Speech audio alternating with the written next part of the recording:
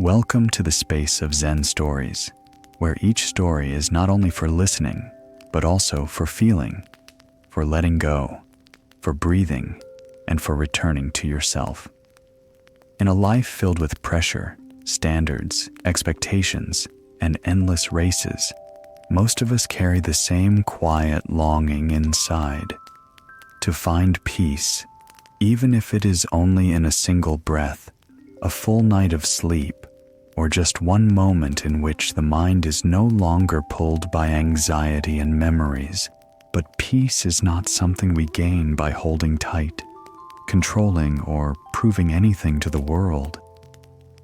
Peace only comes when we learn to soften and release at the right moment.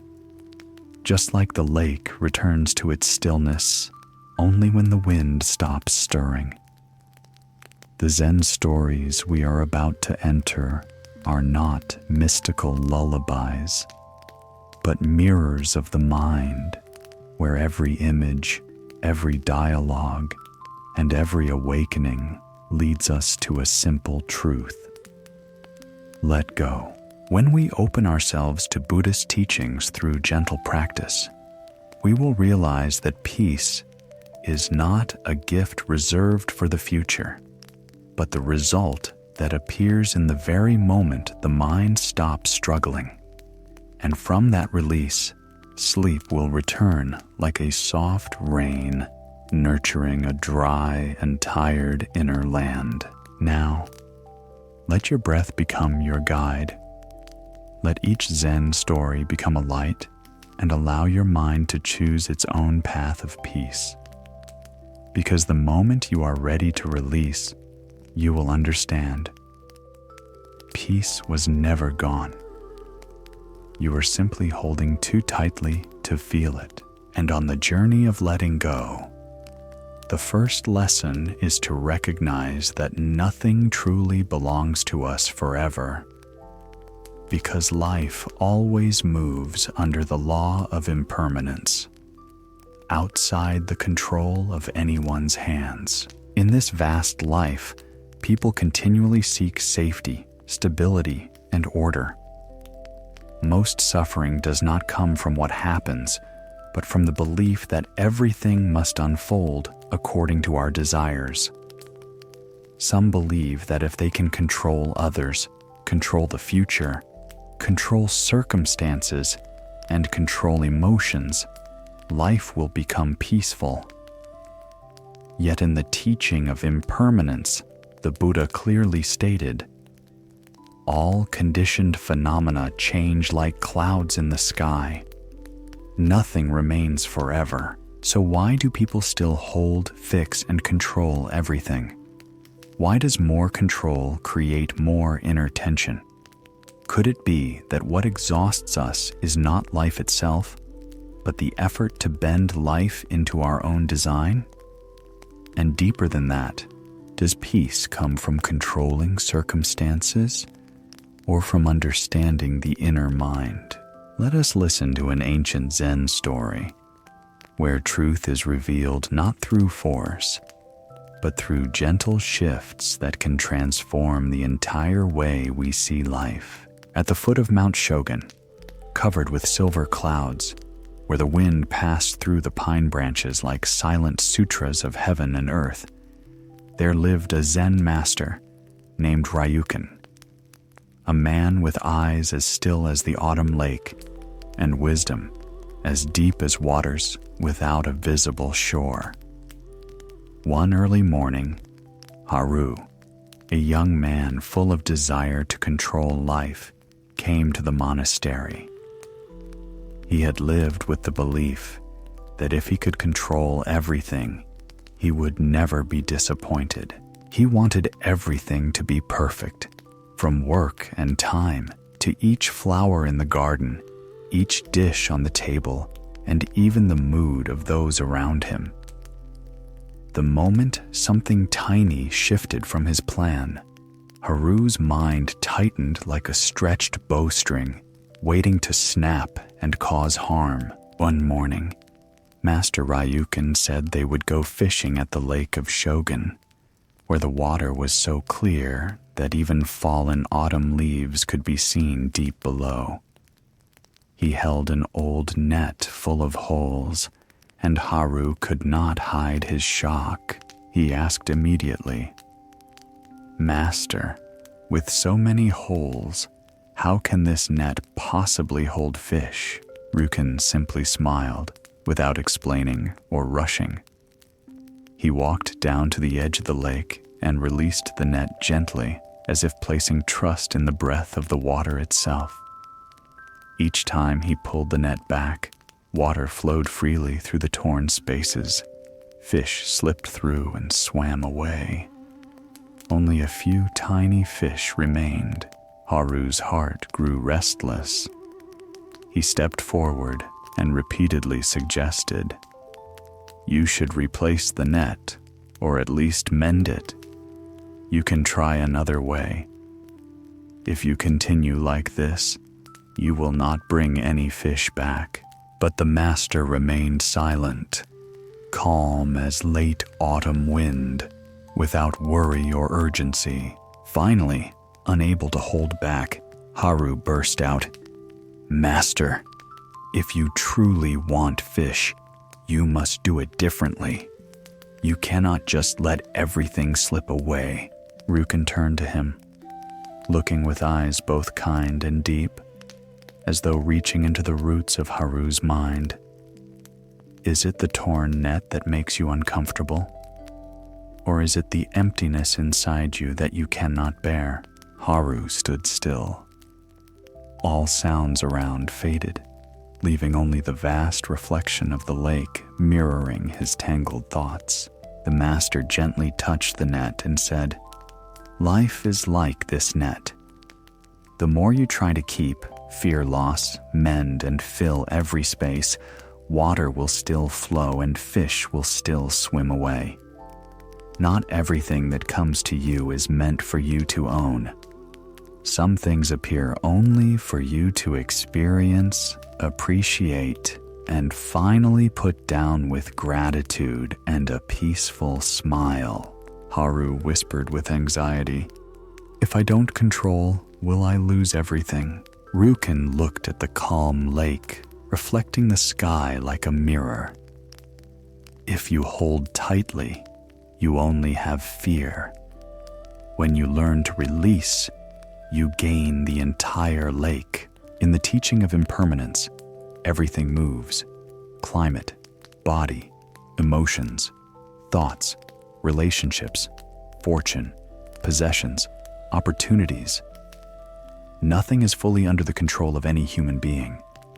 When we try to control what does not belong to our domain, the mind immediately forms an illusion of power, creating tension, fear, overthinking, and disappointment.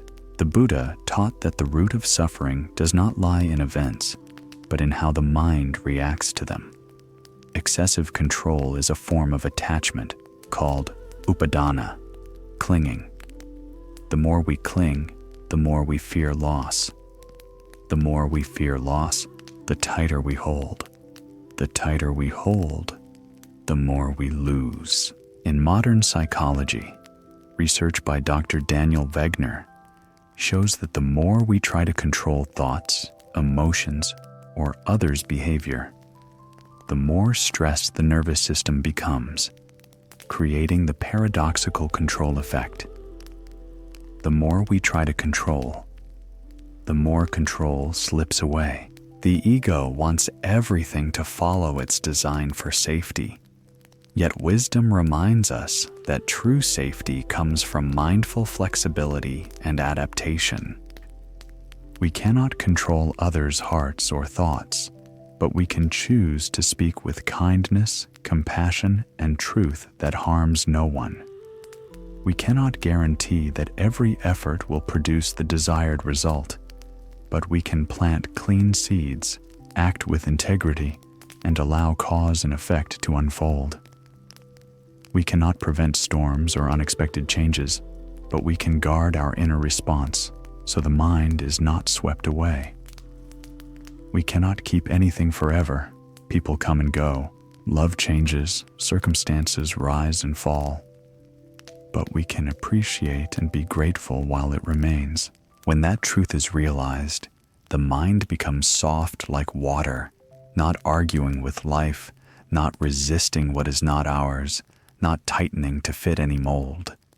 Water simply flows, nurtures, adapts, bends through rocks, and eventually finds a place to rest, spacious, cool, and peaceful. When we understand the lesson of releasing control, every step becomes light as a cloud. And from there, another question arises. What causes our self-worth to become tied to achievements when true value lies deep within our pure inner strength?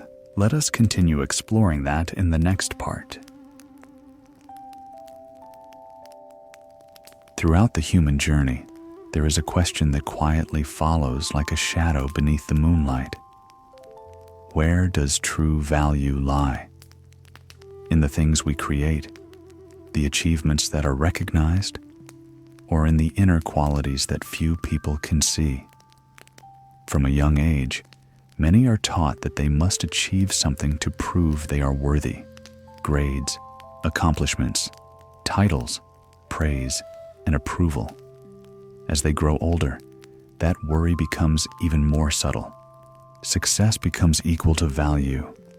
Failure becomes equal to worthlessness.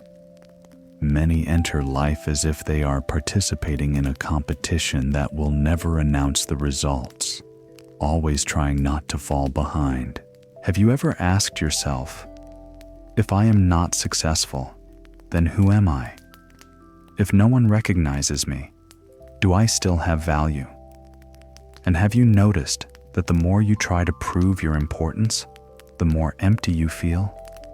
Because true value does not need to be displayed, claimed, or compared. It exists like the fragrance of flowers in the wind. Those who are mindful will sense it. Those in a hurry will miss it. In Buddhist teachings, the value of a person does not lie in what they achieve, but in the heart they are able to maintain. A good seed will bloom without drums and trumpets. A kind soul shines even without praise. Achievements may make others admire you, but only a pure heart can bring inner peace. To understand this more deeply, listen to an ancient Zen story where each small action carries profound meaning and every word holds a timeless truth. At Sanshiro Monastery, where mountain clouds cover the land throughout the year and wind chimes ring like reminders of impermanence, there was a young novice named Cairo who was practicing diligently day and night. Cairo was more hardworking than all other disciples.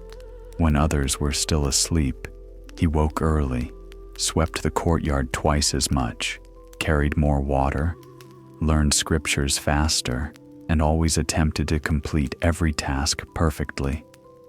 Although he appeared exemplary, his heart was not at peace. Every time he finished a task, his eyes immediately sought the Zen master, hoping for praise or acknowledgement. And if he did not receive it, his face became disappointed, and his heart sank as if losing something important. One autumn afternoon, the Zen master called Cairo to follow him to the back of the mountain, where there was an old stone jar covered in moss, nearly forgotten for a long time. The master handed Cairo an old cloth and said briefly, "Every day, clean this jar thoroughly without missing any spot, and do not ask why." On the first day, Cairo cleaned very carefully. Every detail was meticulous. On the second day, he continued, but his eyes showed curiosity.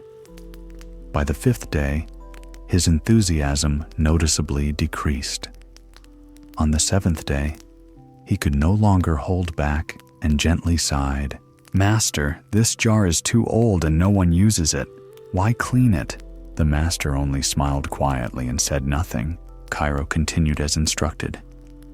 Day by day, layers of moss gradually disappeared, and the outer surface of the jar revealed its smooth and polished texture. By the 4th week, the jar appeared as if it had been freshly restored, clean and beautiful. But what disappointed Cairo was that no one in the monastery mentioned his effort, nor did anyone use the jar afterward. Once again, in a discouraged tone, he said, "Master, I did a very good job, so why does no one know and no one acknowledges it?" This time, the Zen master turned to him, his gaze gentle yet deep, as if understanding Cairo's heart more clearly than Cairo himself. "Are you cleaning this jar because you want it to be clean, or because you want to prove that you are capable and deserve praise?" The question froze Cairo as though he had been struck. Each word felt like a sharp blade lightly touching the deepest place within him. The master then gently touched the inside of the jar and said, "Look, the outside is shiny and seems perfect, but the inside still holds dust. Practice is the same. If you only care about the outside, hoping others will praise or acknowledge you, then everything becomes just a thin glaze. True value lies within, where no one can see, but you know, and the Dharma knows." At that moment, Cairo bowed his head low as quiet tears fell. Not because he was sad, but because for the first time he saw clearly the real reason his heart was not at peace. He understood that all this time he was not cleaning an old jar.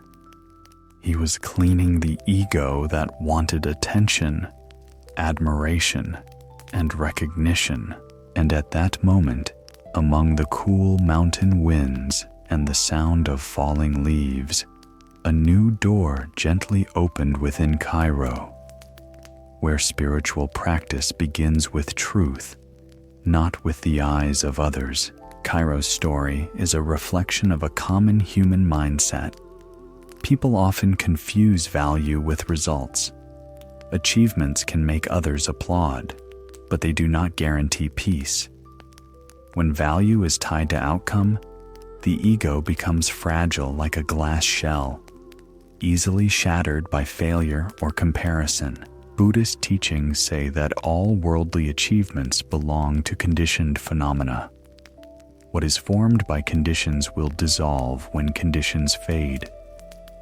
Achievements are like the moon reflected on the water. Beautiful, but not something you can hold.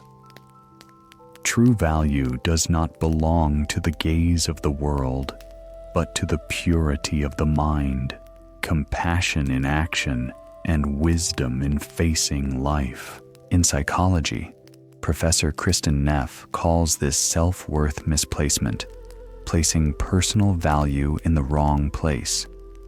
Research shows that those who evaluate themselves based on results tend to fall into anxiety, fear of failure, pressure to succeed, and mental exhaustion, even though they may appear excellent. Meanwhile, those who value inner qualities are steady, less affected by praise or criticism, success or loss, because they live from their deepest core.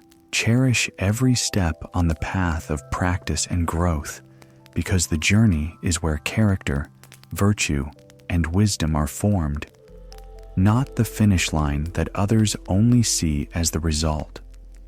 A person's value does not lie in titles, positions, or public recognition, but in qualities that are nourished quietly every day with consistency and sincerity.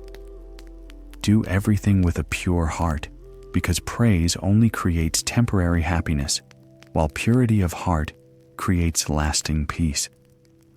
What belongs to the heart cannot be taken away or hidden. even when no one praises or sees it. And before wanting others to acknowledge you, return within and acknowledge yourself. If you want to know whether a person truly has value, do not look at the spotlight, applause, or the image they display before the crowd. Quietly observe how they treat those who are vulnerable, those who make mistakes, and those who offer them no benefit. One unconditional smile, a kind word at the right moment, or a sincere action known by no one may be more precious than hundreds of certificates, thousands of achievements, or displayed awards. Silent compassion is always stronger than any declaration of morality. When you understand that value does not lie in results, the mind becomes light as a feather, no longer needing to compare or chase after others' opinions. And from here, another profound lesson begins to unfold. Let go of the expectation that others must understand you, for each person is living with their own memories, wounds, and experiences. Let us continue walking a little further on the path of awareness. There is a quiet kind of suffering that people almost never want to admit. The suffering of not being understood.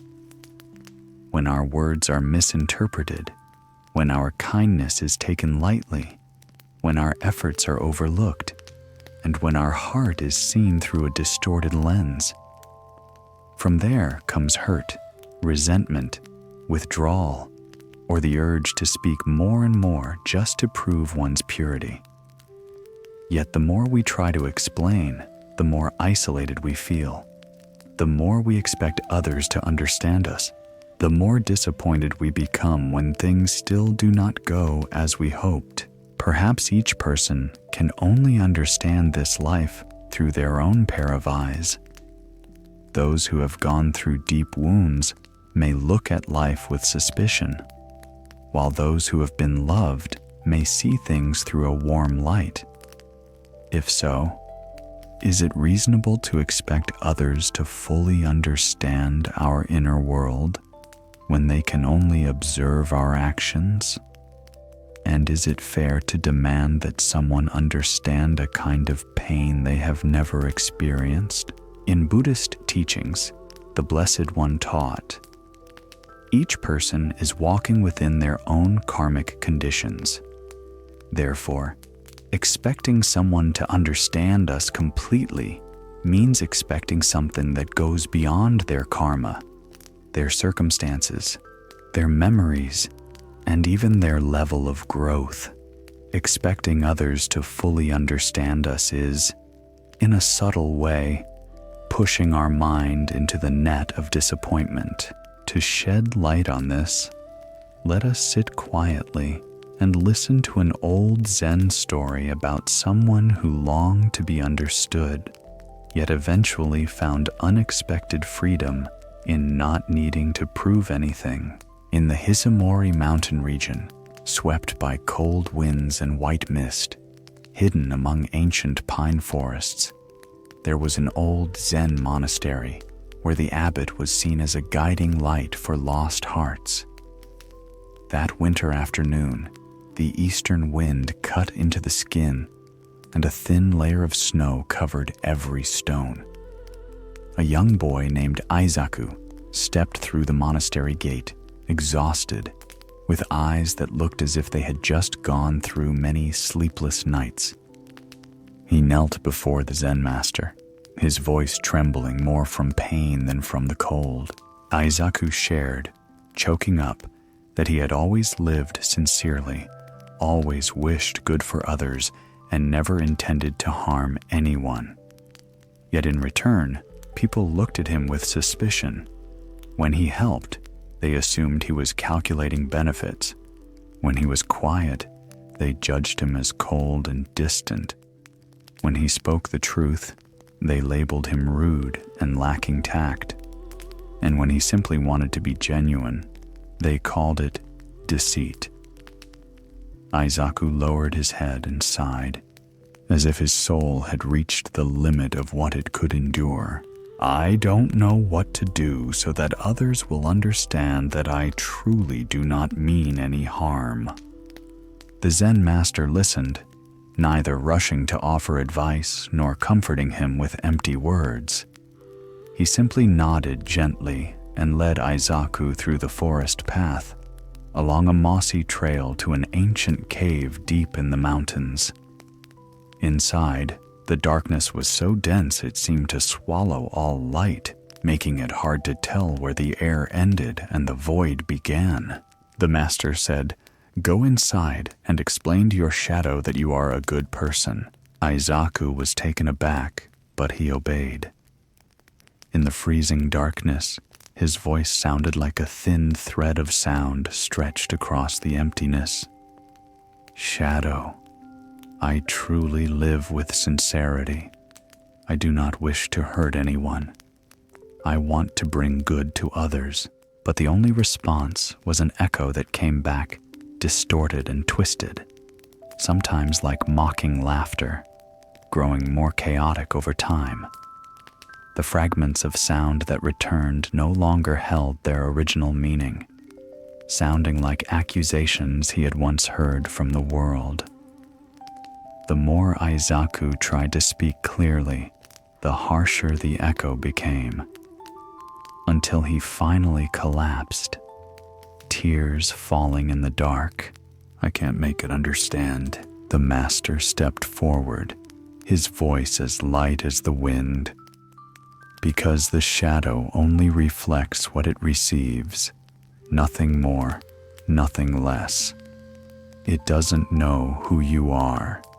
It only knows what is sent to it." Then the teacher continued, each word like a fine needle piercing through the fog of stubbornness.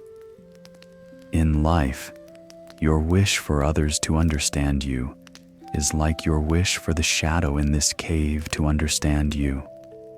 Every person lives in their own cave, filled with memories, wounds, prejudices, and their own point of view. They do not listen with their ears. They listen with the scars in their heart. They do not see with their eyes. They see with the experiences that once hurt them." Aizaku stood silently, as if finally hearing the words he had most needed to hear.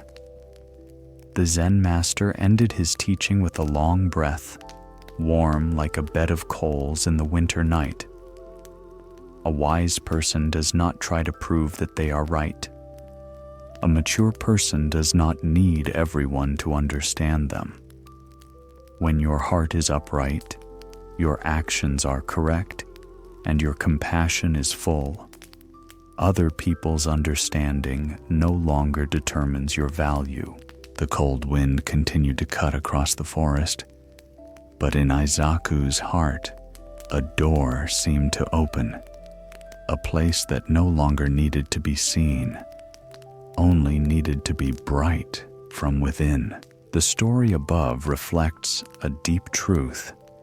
People do not understand the world as it truly is, but as their mind interprets it. When we expect others to understand us, we are expecting them to go beyond the limits of their experience.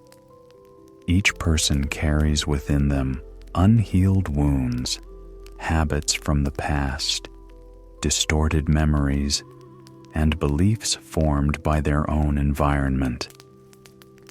All of this becomes a filter of perception. In modern psychology, Dr. Carl Rogers called this perceptual bias. People decode every event through experience, not through pure truth. Therefore, expecting complete mutual understanding is unrealistic, and pain only appears when we believe that it must happen. Buddhist teachings say, "No one understands you as deeply as your own breath does." This means we must return to observing the inner mind instead of placing too much weight on external judgments. The greatest understanding does not come from explanation, but from mindfulness, compassion, and non-self. When we no longer need others to understand us, the mind becomes light like a cloud, like a stream that no longer crashes against rocks, but flows freely along its own course. Understanding is always a precious gift, but it is not something anyone is obligated to give. We do not need to constantly run after proving our purity. What truly needs to be protected is the heart that refuses to harm others. When we are misunderstood, listening in order to reflect on ourselves and our good intentions is important, but not everyone has enough foundation, experience, or depth to receive the same perspective. Therefore, we do not need to force them to believe, nor argue just to win. Sometimes, silence itself is the doorway to wisdom. Not silence out of weakness, but silence out of clarity. Words are not enough to change the perception of a mind that is not yet ready. Inner strength is not built by applause, but forged through purity in action. Kindness that does not need to be displayed, and a nature that does not shake under praise or criticism. Many psychological studies show that those who rely on understanding and validation from the outside are easily caught in stress, anxiety, and emotional instability. By contrast, those who can define their own value and clearly know their path without needing applause usually have a more stable nervous system, clearer thinking, and more balanced emotions. Therefore, sometimes the right answer does not lie in explanations, but in stillness and a mind bright enough from within. When you close your eyes at night, before falling asleep, gently remind yourself, no one is obligated to understand me. I only need to keep a kind heart, kind speech, and kind intentions. Inhale deeply, exhale slowly. Each breath is a key that opens the door to inner freedom. Let the mind return to stillness, where there is no longer the echo of a misunderstood ego, but only the resting place of wisdom and loving kindness. When you truly understand that no one can see the world through the exact same eyes, your heart will instantly become half as heavy. And when the mind is at peace with that truth, the path of liberation opens another new door, letting go of the past and its old stories. For as Zen Master Gyomaru once taught, you cannot step onto a new bridge with feet still covered in mud from the old river. Let us continue to walk into the next stage of purifying the mind. In life, there are pains that have faded for many years, yet just hearing a sentence, seeing an image, or even feeling a familiar sensation can make the heart ache again, as if the wound has just been reopened. People often believe that time heals everything, but in reality, time only pushes the wound deeper. Whether it heals or not depends on the ability to let go. Many people enter a new life, yet their hearts remain trapped in an old story. On the outside, they appear grown up, but deep inside, they are still a child holding tightly to something they have not been able to say goodbye to. So what makes it so difficult for people to leave the past? Is it because they once hoped? Because they once trusted? Or because they fear that once they let go, everything beautiful will disappear and no longer hold meaning? Like a mirror covered in dust, the more we try to wipe it with muddy hands, the more blurred and stained the surface becomes. The human mind is the same. If we continue to hold the past as part of our identity, the hurt becomes iron locks trapping consciousness inside a room of memories. That is why Zen Master Gyomaru once taught, you cannot step onto a new bridge with feet still covered in mud from the old river. To illuminate this teaching, let us listen to the next Zen story, which took place in the ancient Honrima Mountains, where a young disciple underwent deep inner transformation through a lesson that appeared very simple. Long ago, in the Honrima Mountains, where white mist lingered all year and ancient pine forests stood still like guardians of Earth's secrets, there was a monastery hidden in the silence of nature. There, Zen Master Gyomaru lived a peaceful life, not seeking fame or gain, quietly guiding those who were ready to return to their inner world. One afternoon, under a cold drizzle as if testing human hearts, a young man named Hoshida arrived. Though still young, his deep, hollow eyes carried the exhaustion and sorrow of someone who had endured much loss and rupture. Hoshida knelt on the steps and spoke with a trembling voice. I have left my homeland, left the people from my past, left the memories that once tore my heart apart. I chose to go far away so I would not have to look back, yet every time I close my eyes, those images return like unstoppable midnight waves. I try to forget, yet the more I try, the more I remember. My body moves forward, but my heart remains tied to what was left behind. Master Gyomaru did not comfort him right away, nor offer any advice. He simply placed an old backpack before Hoshida and said, "Carry it and follow me down to the valley." The moment Hoshida lifted the backpack, he felt as if his shoulders were crushed by a mountain.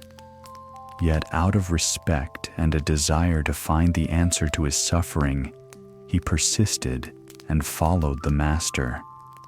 The descent was steep and slippery with moss-covered rocks. The wind pierced through his clothes, and fine rain soaked his hair, while sweat drenched his back.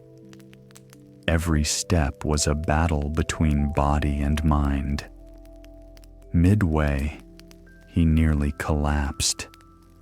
Breathing heavily, Hoshida asked, "Master, what is inside this backpack that makes it so heavy? Is this really necessary?" The master did not turn back and only replied, "Keep walking and you will understand." Finally, when they reached the clear stream in the valley, Hoshida could no longer stand. He dropped the backpack as if releasing the weight of the world and collapsed onto a large rock. The master gently signaled him to open it. Inside were only a few cold, lifeless stones. Hoshida widened his eyes in disbelief and frustration. "Why did you make me carry these useless things?" The master slowly answered, his gaze gentle yet penetrating. "You carried them because you believed they were important, just like you are carrying painful memories, things that are over and cannot be changed. The stones in the mind are far heavier than the stones in this bag. You embrace them like treasures, treating them as part of your identity. But if they do not help you rise, it means they are only pulling you down." A gentle breeze blew. Yellow leaves fell onto the water, touched the surface, then drifted away without attachment or regret. Hoshida remained still, watching the flowing water. When he realized that the stream never tried to hold on to anything, a knot inside his heart began to loosen. Letting go does not mean forgetting. It means returning everything to its rightful place, behind you, not on your shoulders. The story is not only about physical burdens, but a metaphor for the mind. people often carry invisible stones such as hurtful words from long ago, a relationship that ended but still clings to memory, an old mistake that continues to be self-punished, an image of a once hopeful self that did not succeed. All of these are psychological stones. When we do not recognize them, we mistake them as precious experiences. But through the lens of Zen wisdom, we see they are chains binding our feet. According to the law of impermanence, what belonged to yesterday is no longer the truth of today. The past is a lesson, not a place to live. An awakened person does not erase, deny, or hate the past. They simply stop identifying with it. Modern psychology also shows that the human brain tends to store emotionally charged memories more vividly than ordinary ones. This does not mean the past is worth holding on to. It means the brain is trying to warn, but without mindfulness, warnings become burdens. View the past as a book that once helped you grow, not as a label placed on your forehead to define your worth. When memories return, do not rush to push them away, but also do not cling to them like treasure. Observe gently from a distance, like someone watching a river, letting each image pass without dragging the mind along. No one is responsible for making you happy. Not even those who once loved you, stayed with you, or whispered tender promises.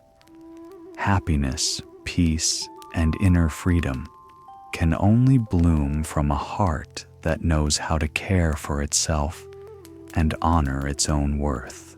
The things that once hurt your heart are not meaningless. They are deeply engraved lessons that help the mind grow, soften, and learn to listen. But once learned, we do not need to carry the wound, for that is like keeping a sharp stone in your pocket, tearing the fabric of the present. Letting go does not mean erasing. It means not allowing the past to sit in the driver's seat, controlling your emotions and choices today.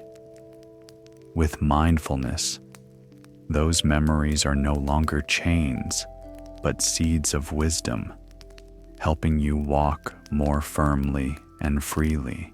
When you can let go of the past, your steps become lighter, your breath becomes wider, and your mind becomes brighter. And when you are at peace with what once happened, the next step is learning to let go of emotions. For emotions are like clouds drifting through the sky, coming and going, not the true self. Let us continue to the next part of this meditation journey. Human beings often suffer not because emotions arise, but because they believe those emotions are their true self. When we are happy, we think happiness has finally arrived. When we are sad, we believe our whole life is collapsing. When we are loved, we feel we have value. When we are abandoned, we feel we are meaningless. The mind clings to emotions like a child holding a soap bubble. The tighter it grips, the easier it bursts. Many people live their whole lives like a small boat drifting on waves, never touching the ground of inner peace. So what are emotions really? Why do they arrive suddenly and leave without warning? If they are not our true self, why do we let them control our destiny? Look at the sky. Sometimes the clouds are soft and white, sometimes heavy and gray, sometimes dark as if announcing a storm. Yet the sky behind them is always clear. Emotions are the same. They are only clouds of the mind. They come to be recognized, then dissolve, not to become the identity of the soul. Those who do not understand this live by reaction. Those who see this clearly live by wisdom. To open the door of deeper understanding, let us step into the next Zen story about a student searching for a way out of emotional storms. Without realizing, the storm only grows when the mind still wants to hold the clouds in place. At the foot of Mount Sayuki, which is covered all year in a veil of white mist like the breath of heaven and earth, there is a small monastery sheltered by endless bamboo groves. Each time the wind passes through, the bamboo trunks resonate with a low, gentle sound, like the chanting of the great forest. There, an old Zen master lived quietly, yet with profound wisdom, regarded by many as a mirror reflecting the subtle sufferings hidden in the human heart. One autumn afternoon, as yellow leaves fell with each cool gust of wind, a young student named Shiren entered the monastery. His face was heavy with worry, and his eyes were clouded as if he had just walked out of a long inner storm with no end. After kneeling down, Shiren spoke with a trembling voice. "Master, my mind is never at peace. Just one word of praise can lift me onto the clouds and make me feel I have worth. But just one criticism or a misunderstanding from someone throws me into a deep pit. I blame myself and even feel I don't deserve to exist. I am exhausted from being controlled by my emotions. Please show me a way out." The Zen master did not answer immediately. He gently placed a hand on Shiren's shoulder and directed his gaze toward a lantern hanging under the eaves. Night was falling quickly. The mountain wind was growing stronger, and the lantern swayed non-stop, leaning east, then swinging west. The flame inside flickered brightly at times, then dimmed, as if struggling not to go out. The master softly asked, "Do you see that lantern?" Shiren nodded. "It is swaying because of the wind, isn't it?" Shiren replied, "Yes. The stronger the wind, the more the lantern cannot stay still." The master smiled, then asked a strange question. "If you wanted that lantern to remain perfectly still for the rest of its life, never moving again, what would you do?" Shiren thought for a while and answered, "Maybe I would have to block all the wind or bring the lantern inside a room." The master nodded slightly. "If you bring it inside, will that light still shine for those walking in the dark outside? If it is in a place with no wind at all, the lantern will be still, but it will also lose the meaning of its existence." Shiren fell silent, not yet fully grasping the depth of the teaching. The master continued, his voice calm and steady. "You are very much like that lantern, and emotions are like the wind. When you choose to live in this world and shine with your own value, the wind will always blow. Life cannot become calm just because you want it to. If you hide yourself away to avoid the wind, you also abandon your ability to shine." Then the master took the lantern down, placed it on a wooden table, and opened the cover so the flame was more exposed. The wind still flowed gently in, but this time, the flame only quivered softly instead of wildly swinging. The master said in a gentle tone, "When there is a steady center inside, the wind cannot decide the direction of the flame. The path of practice is not about disappearing to avoid the wind, but about learning to keep the fire within.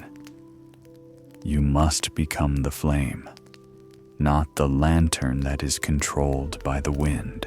Chiron bowed his head deeply, and tears began to fall. But they no longer carried the weight of despair. They were the warmth of an inner shift, like when a flame has just found its source from within. Through this story, we can see that emotions are like wind. They cannot be controlled, forbidden, or forced to be gentle according to our wishes. Those who do not understand the way often try to avoid emotions, suppress them, deny them, or run away from them. But all of that only makes the wind stronger. The wise, instead of fighting, return to recognize the inner light, the place no wind can touch. According to Buddhist teachings, emotions are conditioned phenomena, temporary, without a fixed self-nature. They arise when the mind comes into contact with an object. But in essence, they are only waves that appear and then fade.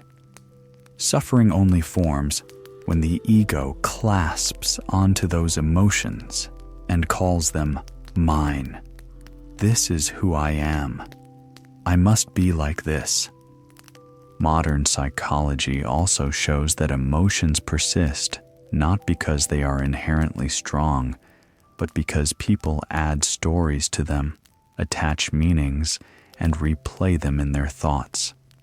The brain needs only about 90 seconds for a physiological emotion to pass, but clinging thoughts can bring it back for hours, even years. There is no need to fight emotions. The more you resist, the more they try to take root. Observe them as if watching a wave on the ocean, rising and falling, building and dissolving, without interference and without judgment. Do not see yourself and your emotions as one, because emotions are only guests at the doorway of the mind, not the owner of the inner house.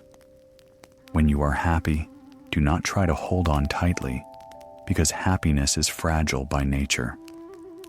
When you are sad, do not rush to push it away, because sadness also has its own message. Simply ask quietly within, who is the one feeling this?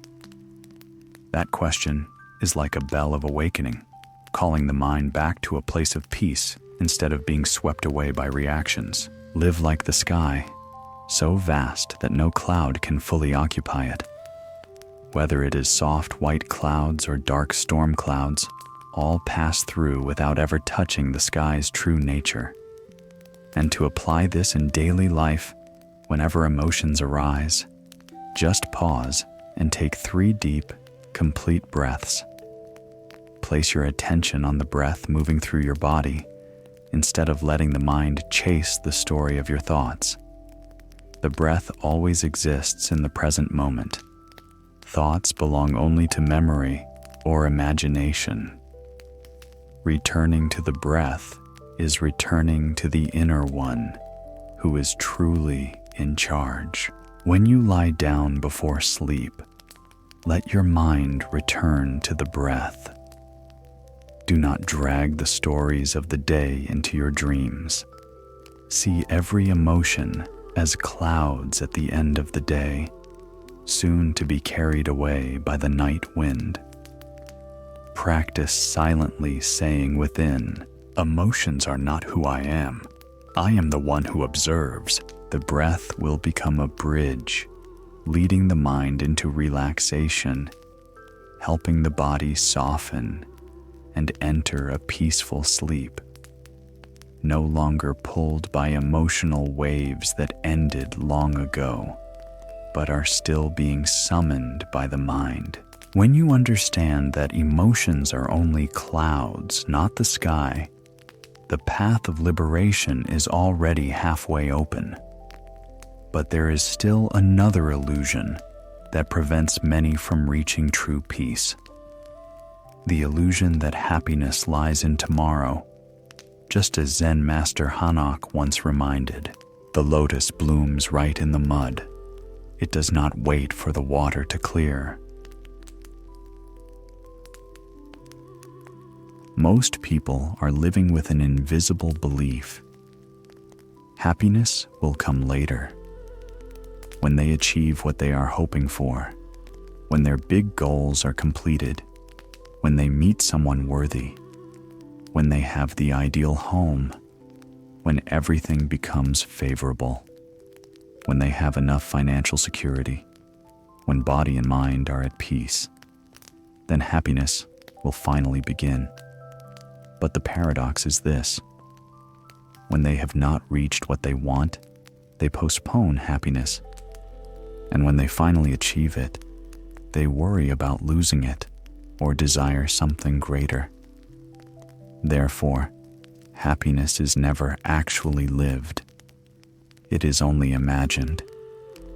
It does not exist in the present, but in a time that never comes.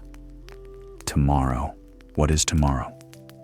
A beautiful image woven from hope, or a deception created by fear. If happiness always blooms tomorrow, then what is today? A waiting station? A bridge to cross? A place with no value? Looking deeper, the truth is that tomorrow never arrives, because when tomorrow appears, it is once again called today. Therefore, if one does not know how to blossom in the present moment, they will live a whole lifetime like a person holding lotus seeds but never planting them, always waiting for clear water, waiting for perfect conditions. Zen Master Hanok once taught, "The lotus blooms right in the mud, not when the water becomes clear." This is one of the most profound wisdom teachings about the true nature of happiness and life. To clarify this teaching, let us listen to an ancient Zen story about a student searching for happiness in the future, but eventually realizing that the very act of chasing it had caused him to lose the only peaceful moment that existed, the present. On Mount Unari, covered year-round by thick white clouds like the mysterious veil of heaven and earth, there was a small Zen monastery lying quietly among the sound of wind and the natural scent of aged maple wood. There, Zen Master Hanok lived peacefully like calm autumn water, spending his days under a centuries-old maple tree, listening to the breath of the universe and guiding those with enough karmic connection back to their inner world, where peace does not need to be searched for, but naturally reveals itself when the right causes and conditions arise. One morning, as maple leaves gently fell, a young man named Naroko arrived. His face looked youthful, but his eyes revealed a constant anticipation, as if searching for a grand miracle in life. Naroko lowered his head and respectfully said, "I came here to learn the secret of lasting happiness. I believe that with strict practice, continuous hard work, and strong willpower, the future will reward me with a prosperous and radiant life. Please show me the path to reach that future." Zen Master Hanok looked at Naroko with a penetrating gaze, unhurried, then said, "On the peak of Mount Unari, there is a lotus lake that blooms only once in its lifetime. Whoever sees it will understand where true happiness arises. Go there. If the conditions are sufficient, you will see what you seek." Hearing this, Naroko was overjoyed, as if he had found a golden map. He immediately set out, imagining a wondrous scene waiting for him, miraculous light shining around the lake, a giant lotus appearing as a divine omen, and from that moment, happiness would follow him forever. The first part of the journey was filled with enthusiasm. But halfway there, Naroko saw an elderly woman trembling while gathering firewood in the cold wind. Should he stop to help or continue? A thought flashed through his mind. I can't stop. The path to happiness is waiting. A delay might cause me to lose my chance. Naroko slightly bowed his head and continued walking, deeper in the bamboo forest, he heard a child crying. The little one was lost, with tearful eyes full of hope. Naroko felt his heart ache. But once again, a logical voice echoed in his mind. If I help, I will lose time, and I won't see the lotus. The future must come first. And Naroko kept walking. Near the summit, cold fog and strong wind struck his face, making his legs feel like stone. His breath became strained, but he pushed forward until he reached the rocky lake. The water was flat like frozen glass. No lotus, no light, no miracle, only vast emptiness. Naroko collapsed, sobbing. All hope dissolved like sea foam. At that moment, a voice rose behind him, Zen Master Hanok, gentle, yet like a thunderbolt of awakening. "Why are you crying?" Naroko trembled and replied, "I climbed every slope of life, ignored people who needed help, sacrificed every minute just to reach future happiness. But now, there is no lotus, no peace, only emptiness inside." Zen Master Hanok gently smiled. "The lotus bloomed many times along your path, but your eyes were fixed only on the future. It appeared in the moment. You could have lifted firewood for the old woman. It shone in the smile of the child if you had guided him back. Happiness is not somewhere far away. It takes root in the life that is happening right now. Only those who allow themselves to live in the present can truly touch inner peace." Then the master ended with a sentence that made Naroko cry in enlightenment. "The blind to happiness are not those lacking conditions, but those who keep sending hope into tomorrow while abandoning the day that is breathing."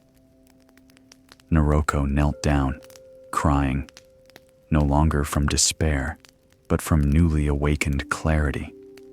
This Zen story reminds us that the illusion of a perfect future is a subtle form of bondage.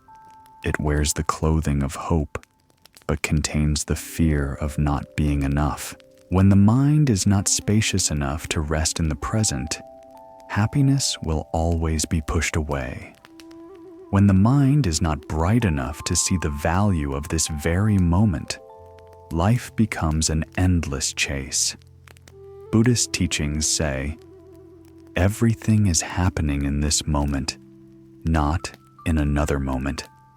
Mindfulness in the present moment is not a technique. It is the only path to inner freedom. Modern psychology also shows that people tend to overestimate future happiness and underestimate present happiness, a phenomenon known as affective forecasting bias, causing us to live inside the illusion of delayed fulfillment, eventually leading to emotional exhaustion. Happiness is not a destination to conquer. It is the way the mind walks, step by step, on the path right beneath its feet. A peaceful person is not someone who achieves something extraordinary, but someone who sees every moment as unique, precious, and complete, like the breath happening now. Do not keep asking, when will life finally become better? Because that question pulls the mind away from the moment of living. Instead, ask, right now, is my mind open, awake, and truly present? When small actions are done with a spacious heart, when ordinary moments are lived with deep presence, that moment becomes meditation, with no need for bells or dharma halls, only awareness. One study on mindfulness meditation found that when people bring full attention to simple actions, whether washing dishes, drinking tea, walking, or breathing, stress levels decrease significantly, heart rhythms stabilize, and the happiness hormone serotonin is naturally released even when external conditions remain the same. Happiness is not in the future. It blooms right in the present when the mind pauses and truly lives. When we see clearly that happiness only blooms in the present, the mind becomes lighter, freed from the pressure of tomorrow. But there is still another layer of ignorance that quietly exhausts people: silent competition with others, because comparison is the fire that burns gratitude.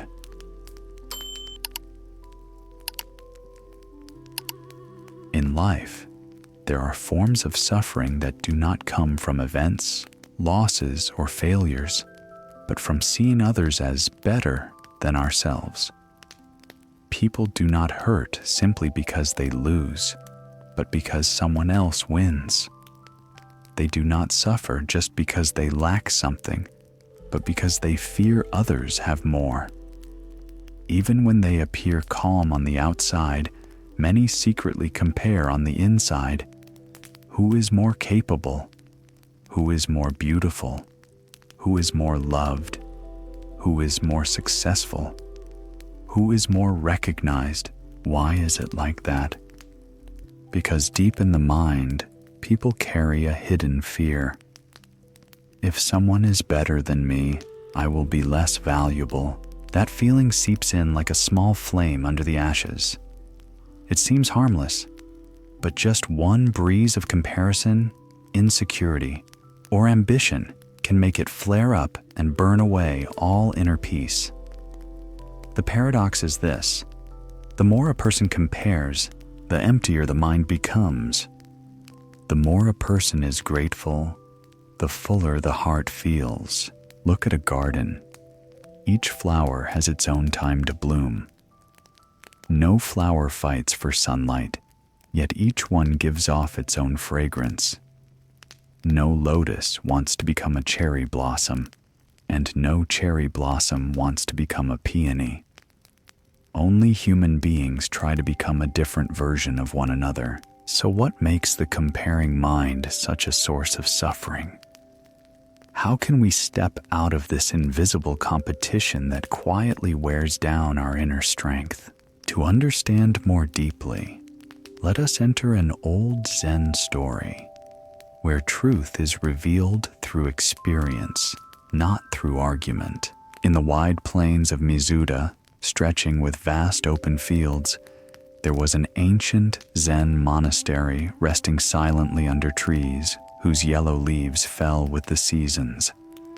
There, Zen master Satori Kenshin lived a quiet life of meditation, listening each day to the sound of the wind and the footsteps of time, guiding those with the right conditions back to the inner path, where there is no competition, only awareness. Among the students who came to practice, two young ones stood out: Enso and Rika. Both were intelligent, diligent, intuitive, and considered highly promising students of the monastery. In the beginning, their hearts were very pure, like spring water just emerging from its source, clear and light. They practiced to open wisdom, keep the mind pure, and nurture compassion.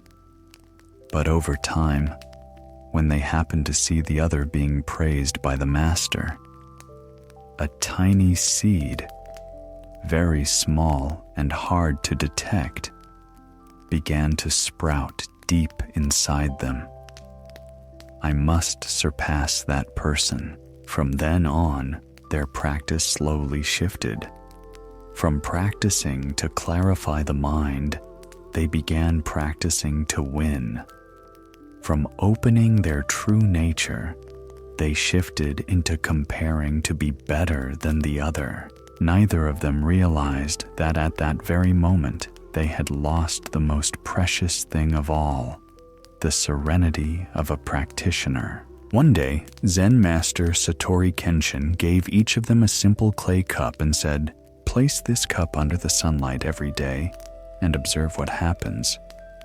Whoever does it correctly will receive an important lesson, Enso brought his cup to the place with the strongest sunlight, but after watching for a while, he looked over at where Rika had put hers and thought, if our positions are the same, how can I surpass her? So he moved his cup to a different spot, higher, brighter. Rika did the same. When she saw Enso paying such close attention, an urge arose in her to check and make sure she would not fall behind. She kept moving her cup, searching for every angle she believed was more advantageous. On sunny days, both felt happy, thinking the conditions were in their favor.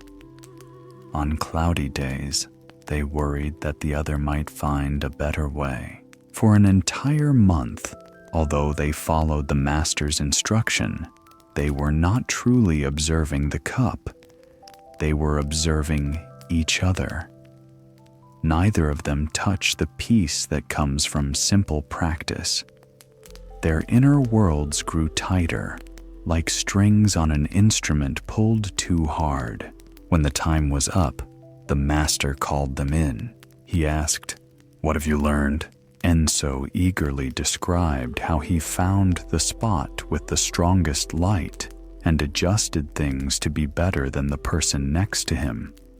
Rika also confidently explained how she watched and observed Enso's actions to make sure she would not lose.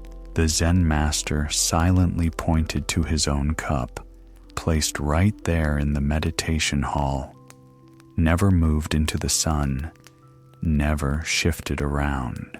The cup had simply been left in its place, and after 30 days, it had dried naturally, becoming firm and stable, without warping. The master softly said, "The dryness of the cup does not come from the best position, but from stillness within. When the mind is not racing to compete, everything is accomplished in the most natural way. Because you wanted to be better than the other, you lost ease, the very core of practice. The cup does not need perfect sunlight. It only needs to be placed correctly, and time will take care of the rest." He paused, then spoke more clearly, each word like a knock on the heart. People are the same.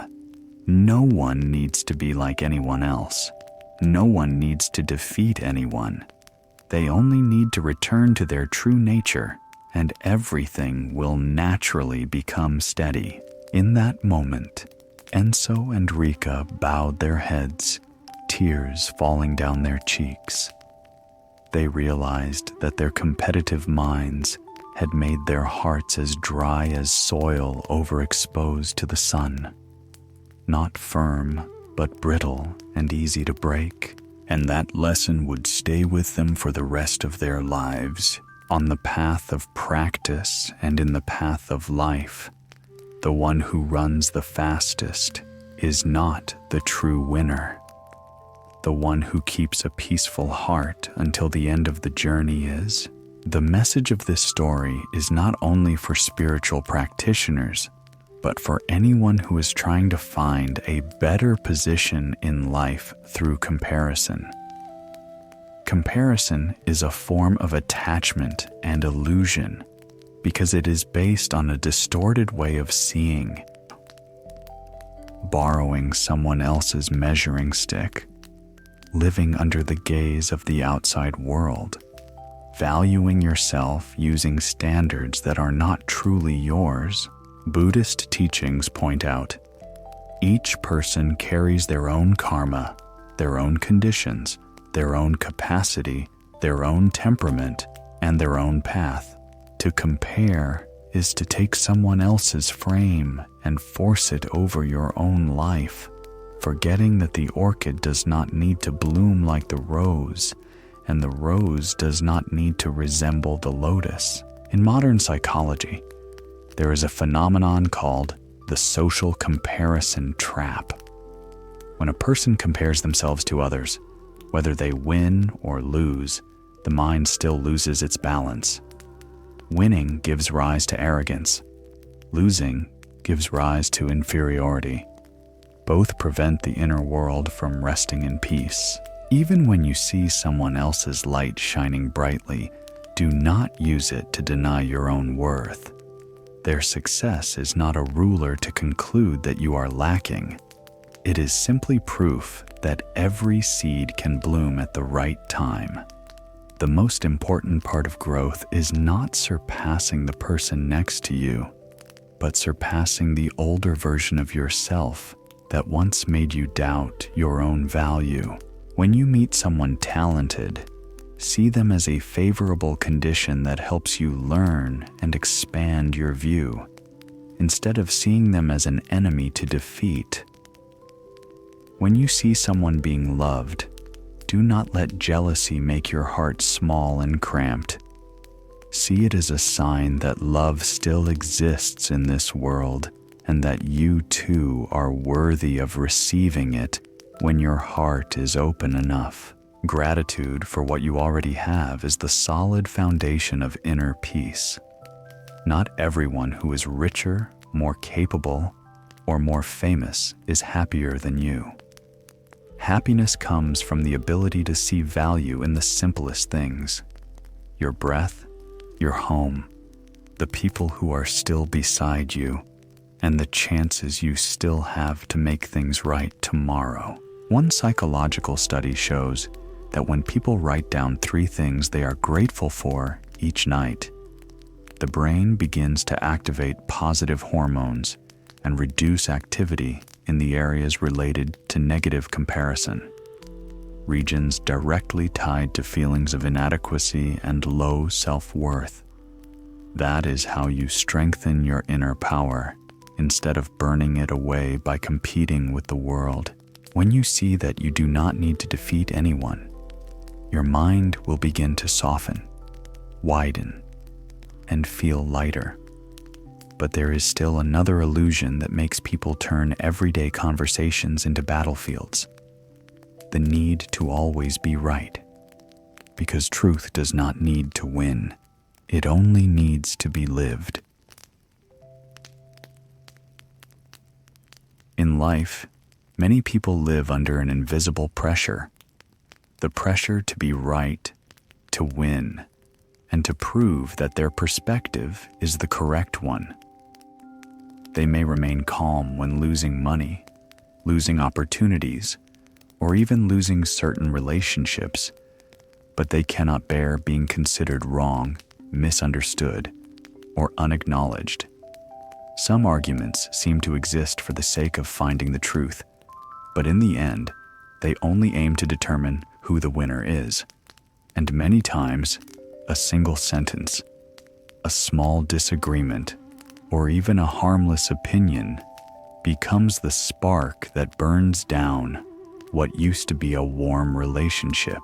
But the paradox is this: truth never needs to win, because truth is not a battle. Truth does not shout, does not seek an audience, and does not require support. Truth only needs to exist. Like sunlight, even when clouds cover it for a few hours, the light is still there and has never disappeared. If we observe calmly, we will see that some people argue until the very end, not because they want the truth to be revealed, but because they fear being belittled, or because they want to protect their ego, or because they still carry an unhealed wound inside. When the heart is hurt, arguments are no longer for understanding, but for self-protection. So how do we live with the truth without being pulled into the desire to prove ourselves? How do we keep inner peace among countless different opinions? And how do we accept that some truths require a long time to be recognized? Long ago, in the distant mountains of Hyako, there was an ancient Zen monastery hidden among endless pine forests, where mist covered the air and the sound of the wind whispered like ancient scriptures from the past. There lived an elderly Zen master named Kashiro, a man whose eyes alone revealed a stillness as deep as a winter lake. He rarely debated, rarely explained at length. Yet every word he spoke had the power to change someone's entire life. One early winter night, cold winds passed through the temple windows, striking the roof and echoing like the sigh of the mountains. In the meditation hall, a group of disciples was discussing the meaning of an ancient scripture about egolessness. What began as a gentle sharing slowly turned into tension between two young disciples, Rin and Shoku. Rin believed that egolessness meant completely letting go of emotions and removing all inner fluctuations. Shoku insisted that egolessness was not about suppressing emotions, but recognizing that they are not our true nature, so we do not get carried away or identify with them. Words escalated. Reasoning became a weapon, and the once gentle gaze turned sharp. They shifted from explaining to imposing, from exchanging ideas to attacking, and from attacking to mocking. The peaceful meditation hall suddenly felt heavy, as if a storm was about to erupt. At that moment, Master Kashiro quietly entered. Without reprimanding or commenting, he simply placed a small clay plate in front of them with a burning candle on it. The flame flickered with each gust of wind, sometimes bright, sometimes trembling, but never extinguished. He asked slowly, "Where does this flame exist from?" Rin immediately answered, "From the wax." Shoku quickly rebutted, "No, from the wick." They were ready to resume arguing, their words forming faster than their breath. But the master gently covered the flame with his hand. The light disappeared instantly, and the hall was swallowed by darkness. Then he said, "Do you see? The flame did not disappear because of the wax or the wick, but because a hand covered it. In learning the way, the flame represents truth, and the desire to win represents the hand that blocks the light." He looked into their eyes, speaking softly, yet piercing deeply. Truth does not need protection. The only thing it needs is that your ego does not cover it. Rin lowered his head, and Shoku silently shed tears. Both suddenly realized that throughout the entire evening, they had never truly searched for understanding. They had only tried to defend their personal viewpoints. And in that moment of silence, they understood that the light of the way only appears when the hand of ego is released. This story is not only a lesson about humility and knowledge, but also a mirror reflecting the inner state of many people in modern life.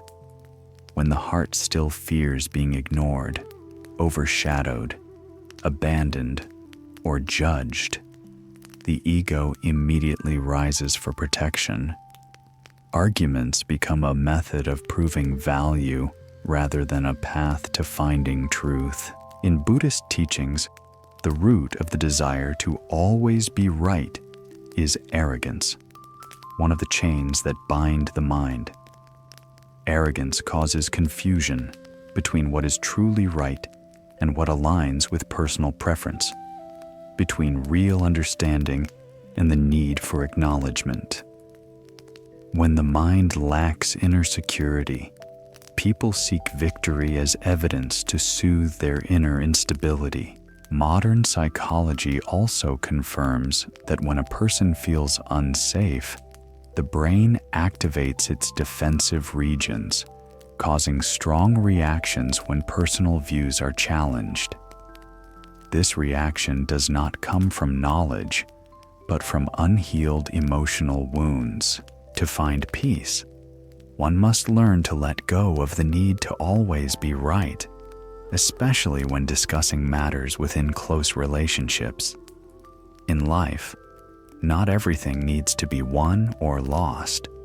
because some things can only be understood when the mind becomes calm, and some truths can only be recognized through time, not through arguments. Along with that, 3 reminders should be kept in mind. Not every truth needs to be spoken. Not everything spoken will be understood immediately. Not everyone is ready to receive the truth at the moment you want them to. Like a seed, truth must be planted in the right soil, at the right season, and in the right mind for it to bloom. Therefore, letting go of the need to always be right does not diminish personal value. It allows the mind to shine like a flame, no longer blocked by the hand of arrogance. When the mind is no longer driven by the urge to prove itself, truth naturally appears, and from there, another profound lesson begins. Letting go of the fear of loss, because hidden inside every loss is an invisible gift for the growth of the heart. The next story will open that door. In life, there is a silent but powerful fear that can control a person's thoughts, choices, and even personality. The fear of loss. Losing a person, a relationship, a position, a hope, an opportunity, or even losing one's good image in the eyes of others. Any of these can make the heart tremble and the mind panic. Some people stay in hurtful relationships simply because they fear losing. Some try too hard to please everyone because they fear losing affection. And some run away rather than face the truth because they are afraid of losing what is familiar, even if it hurts them every single day. The paradox is this: people are not truly afraid of loss, but afraid of the emptiness that follows loss. They fear not being able to stand up again. They fear that they will no longer have value. They fear being alone, or even fear that nothing and no one better will ever come again. But the Dharma teaches, there is no true loss. Everything is only transformation. Like a leaf falling from a branch, people see it as an ending. But in truth, it is the beginning of another journey, becoming nourishment for the soil, then feeding the tree, and finally helping the next season's flowers bloom. Loss always carries an invisible gift, the growth of the heart. So how do we look directly at loss without panic? How do we keep from collapsing when something precious leaves our life?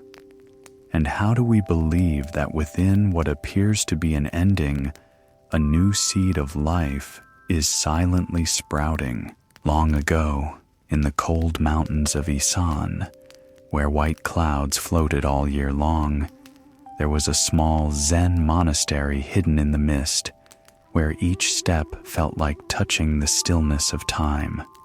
There lived a Zen master named Ryoke, known for understanding the nature of impermanence so deeply that just by looking into his calm, autumn-like eyes, anyone could feel that what they were holding on to was only a shadow of life. One autumn afternoon, when maple leaves began to turn red, a young woman named Maharu came seeking guidance. Her body was fragile, but her eyes were heavy, as if carrying the whole sky of regret. Master Ryoke asked nothing about her past or her pain. He simply poured tea in silence. Warm steam rose like a thin fog, and the room was so quiet that even breathing could be heard. Suddenly, tears rolled down Miharu's face, and her trembling voice whispered, "I have lost the person I loved the most, and it feels like a part of my heart has been taken away. I no longer know who I am." The master did not rush to give advice. Instead, he looked toward the porch where yellow leaves were falling quietly, like nature's reminder. After a moment, he stood up and said, "Come with me to the forest behind the monastery." In the forest stood an ancient tree, its roots deeply embedded in the earth through many seasons. Beneath it was a thick layer of fallen leaves, all turned brown. The master asked, "What do you see?" Miharu replied softly, "Dead leaves." The master bent down, picked up a handful of decayed leaves, and gently placed them in her palms. The scent of damp earth mixed with the smell of old leaves created a feeling both sad and sacred. He said, "These leaves are not dead. They are returning to the soil, to the natural cycle, to become nourishment for the next season's flowers. Nothing truly disappears. It only changes form." He paused and looked into her eyes as if seeing through the storm inside her. "You did not lose the person you loved. You only lost the way you once saw them. They did not vanish. They simply changed into another form of existence so that you could learn to love more deeply without clinging to appearances and without imprisoning yourself in closed memories." Tears fell again from Miharu's eyes, but this time they were not sharp like a blade, but like a stream washing away the dust covering her heart. The master then led her to a small stream nearby. Under the water lay an old clay jar that had been broken into pieces by the flowing current. Miharu sighed. "The jar is broken?" the master asked. "Do you think the water feels sad because the jar broke?" Miharu shook her head. "No, the water keeps flowing." Master Ryoki smiled gently. "Then why must your inner current stop? Just because something that once held love has changed its shape." The words were soft like a breeze, yet sharp like winter moonlight, cutting through the fog within her. That night, Miharu decided to stay at the monastery. She began learning to live with new eyes, sweeping leaves without grieving for past seasons, listening to the wind without fearing change, touching the earth and seeing continuation, not disappearance. And on one early morning, when the first sunlight touched the leaves, she realized there is no loss, only transformation. There is no emptiness, only space for something new to grow. This story is not only about heartbreak, but a universal lesson about all forms of loss in life. The fear of loss arises from 3 deep psychological roots: fear of losing the feeling of safety, fear of not being able to attain something better, fear of having nothing left to hold on to in life. But in the teaching of impermanence, everything constantly changes, and nothing remains the same forever. When this is understood, the mind learns softness, like water, which can change its shape without losing its nature. Modern psychology also shows that humans do not suffer because of what is lost, but because of resistance to change. When the mind accepts, the brain naturally restores balance. When the mind resists, the brain activates its alarm system, causing exhaustion, anxiety, and fear. Instead of asking, "Why did I lose it?" ask, "What is this trying to teach me?" That is inner maturity.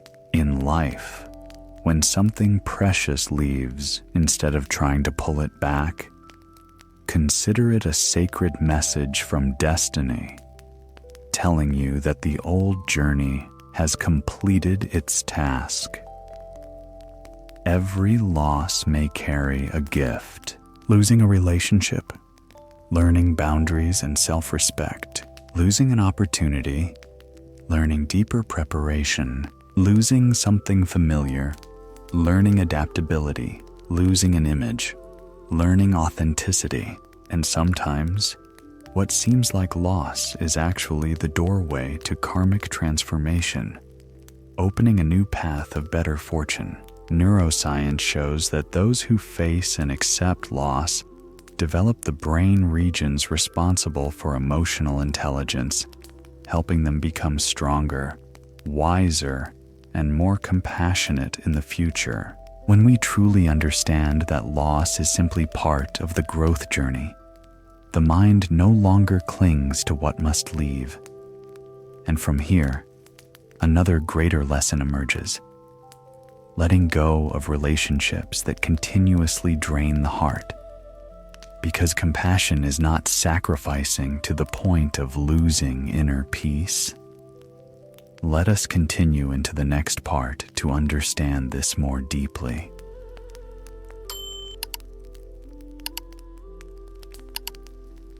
There is an uncomfortable truth that few dare to face.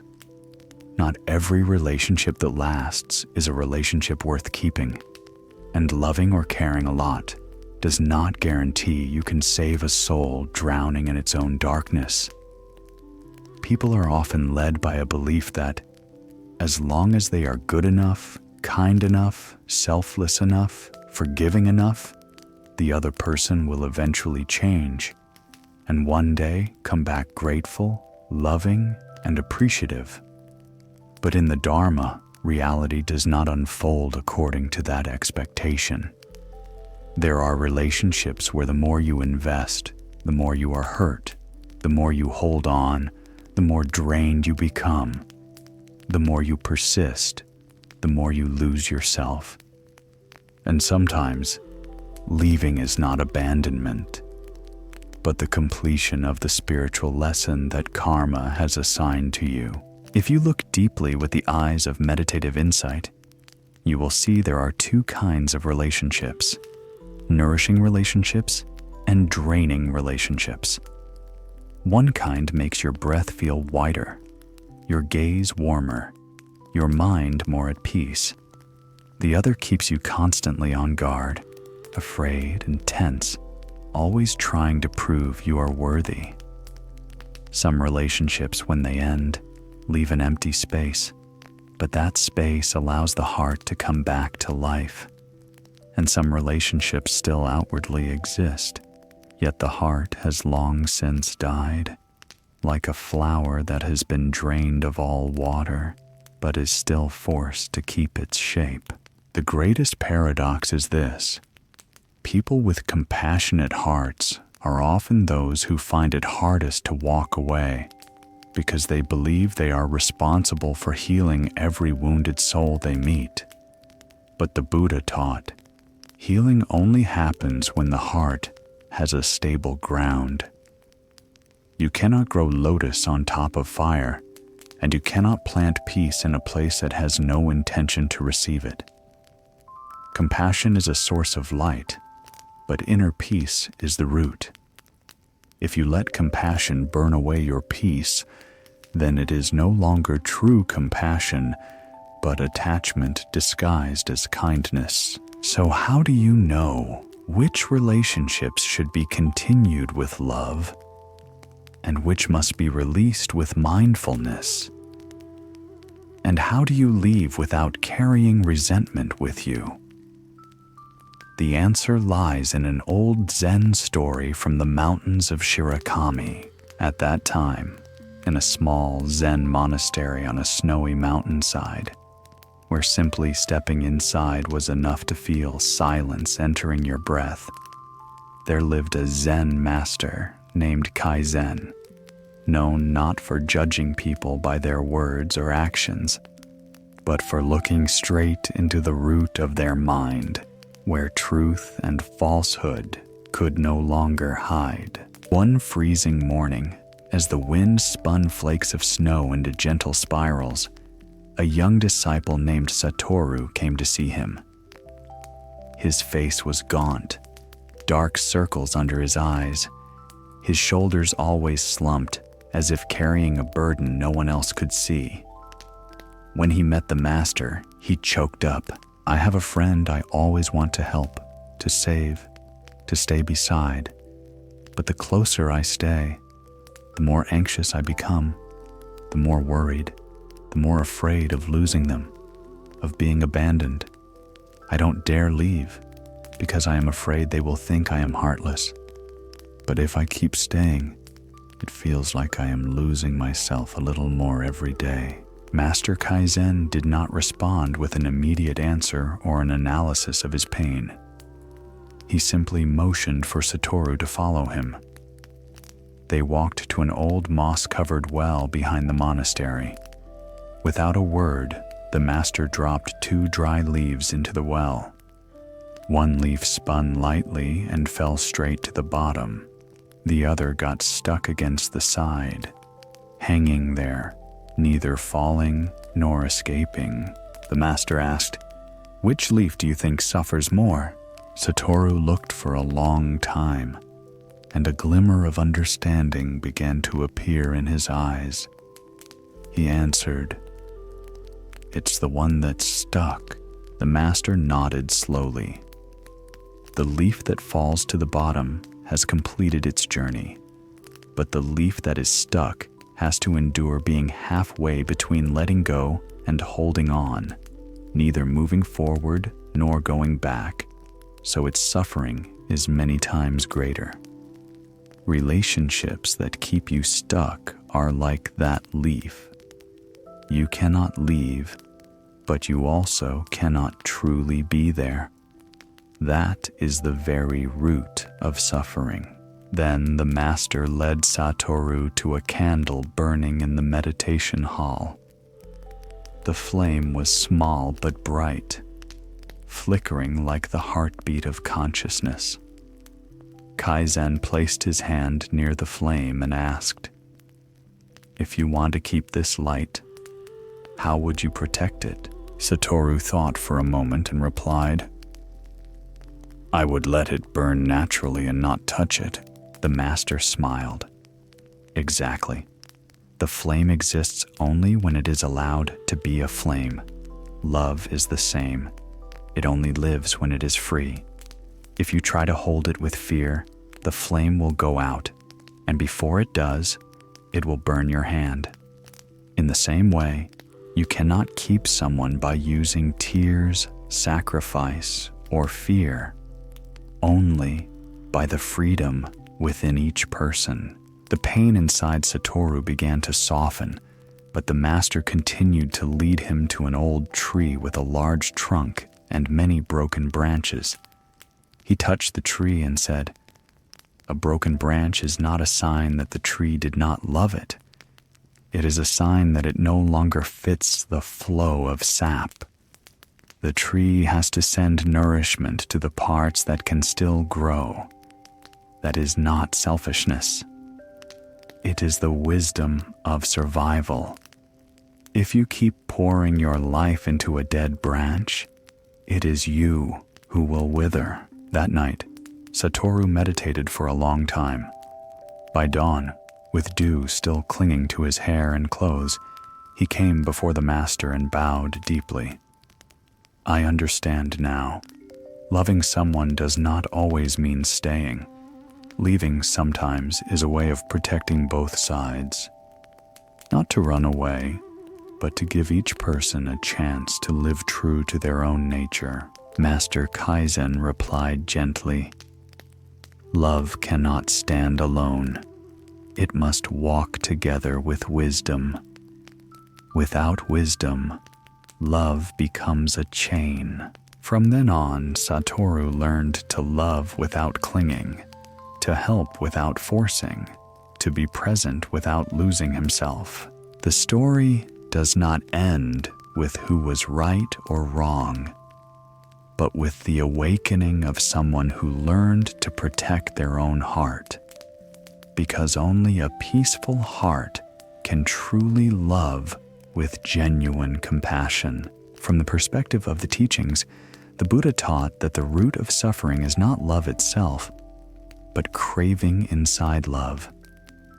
When we love without knowing how to keep our own peace, the mind turns love into demand, control, extreme sacrifice, and self-exhaustion. Compassion is an expanding energy, not a depleting one. True compassion must include 3 elements: kindness, wisdom, and boundaries. Modern psychology also shows that people who stay too long in draining relationships tend to have chronically high cortisol levels, which weaken the immune system and damage the amygdala, making them more prone to panic, anxiety, suspicion, and self-blame. Letting go, then, is not only an emotional lesson, but also a way of protecting the body and nervous system. In real life, when you find yourself in a relationship that drains your energy, ask yourself 3 questions. Beside this person, am I becoming my ego or my true self? Is this love nourishing me or consuming me? If I continue, does my heart grow larger or does it shrink? If all 3 answers lean toward inner loss, that is not a place where your heart should reside. Now, before going to sleep tonight, sit quietly for a few minutes. Place your hand on your chest and close your eyes. Breathe in deeply and silently say, "My heart deserves peace." Breathe out slowly and say, "I allow what does not belong to me to leave." Do not hold your breath, just as you should not hold on to people who are no longer in harmony with your frequency. The heart is a sacred place, not a bus stop for every passing connection. When your heart has learned not to allow anything to harm its peace, you will understand that compassion does not mean staying everywhere there are tears, but knowing how to choose the places where your heart can bloom. And from this lesson, we step into an even deeper truth, letting go of the expectation that others must know how to love us the way we want, because every soul learns to love in a different language. Let us continue forward to open the door to understanding the nature of expectation and misunderstanding in love.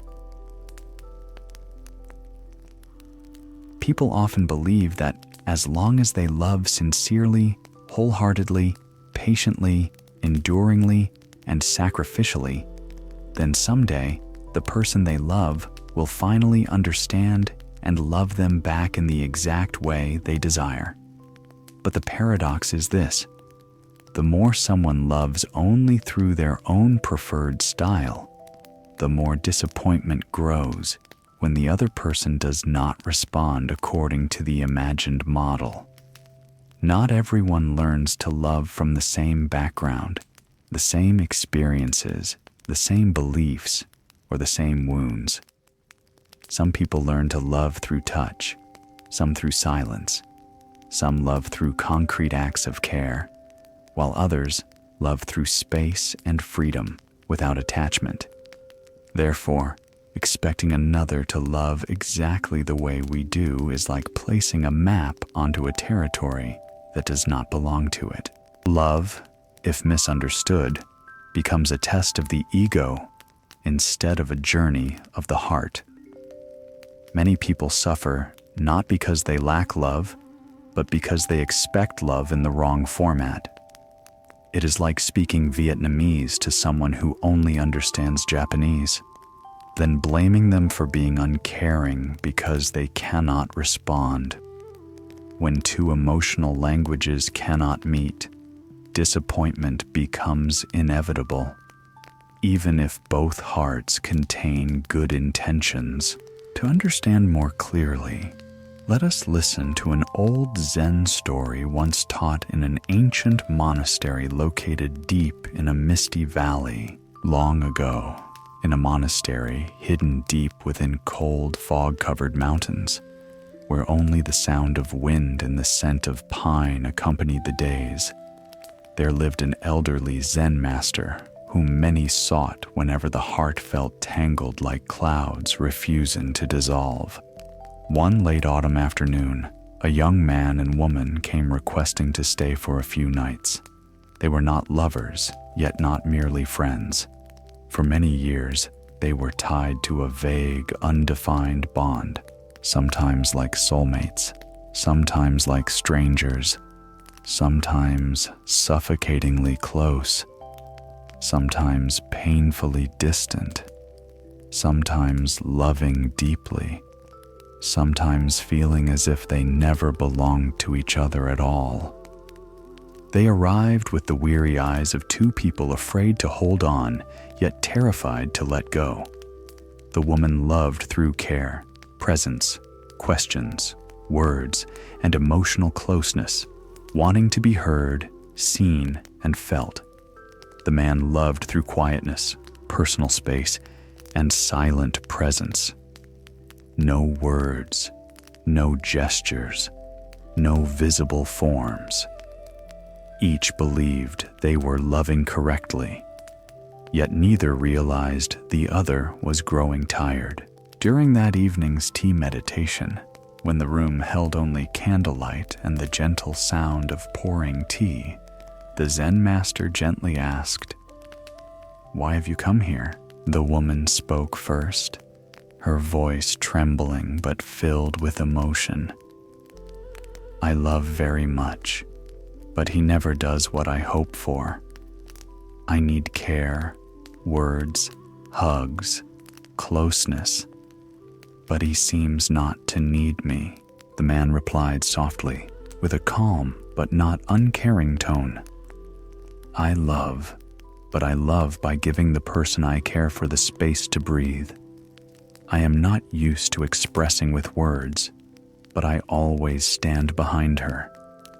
I don't know how to love the way she wants, and she does not want to learn my way."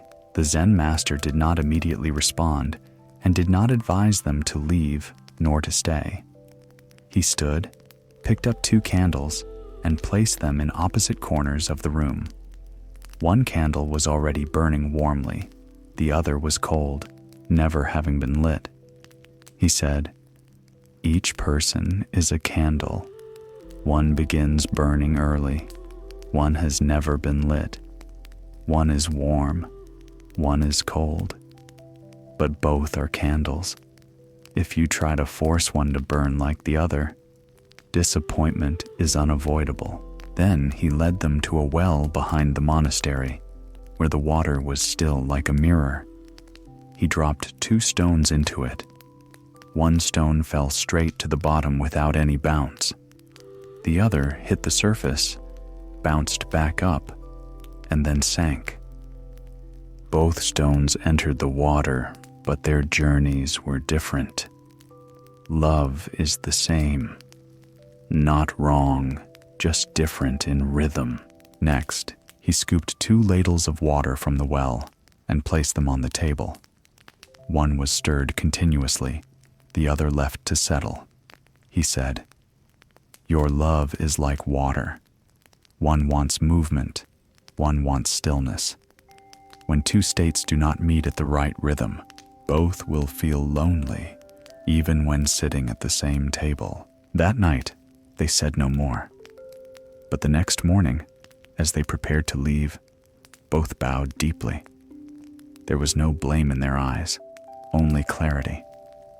Not because they chose to stay, nor because they decided to part, but because they finally saw the nature of expectation, rather than seeing each other as the source of pain.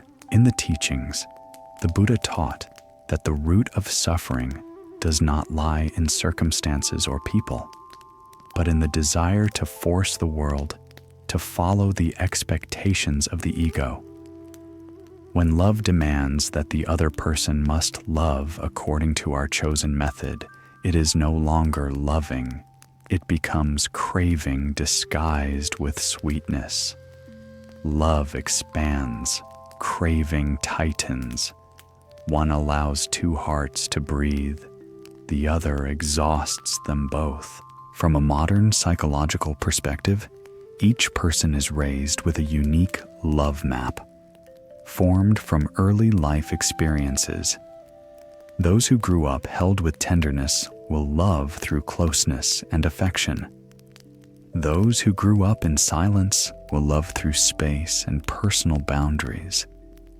Those who have endured deep wounds will love with protective layers, wanting to open but afraid of being hurt again. Therefore, requiring someone to love exactly like us is like trying to change their inner operating system, programmed by memory and hidden wounds. Love is its own language, and to understand it requires learning, observing, and patience, not imposing, not demanding, and not forcing. Only when two people are willing to learn each other's language can love become a place of healing rather than a place of new pain. Before blaming someone for not knowing how to love, gently ask yourself, have I truly listened to their love language? Am I wanting them to change only to fit me, or do I want both of us to grow? Am I loving from an open heart, or from an ego wanting the exact response I expect? If you realize that your pain comes only from not being loved in the way you imagined, that is not a sign of lacking love, but a reminder that you need to learn to love more deeply. Practice these 3 simple yet transformative steps. Observe instead of creating your own story in your mind. What we think is not always what is actually happening. Communicate instead of waiting in silence for the other person to guess your needs. No one can read another person's mind, even if they love deeply. Listen instead of forcing the other to become like you. Mature love does not seek replicas but honors uniqueness. Neuroscience shows that strong human connection does not come from how similar two people are, but from their ability to create a safe space where differences are respected, heard, and understood. When this is learned, the heart becomes lighter, and love becomes a sanctuary rather than a battlefield of expectations. When you truly understand that love is not about forcing others to become like you, the heart becomes wider and lighter.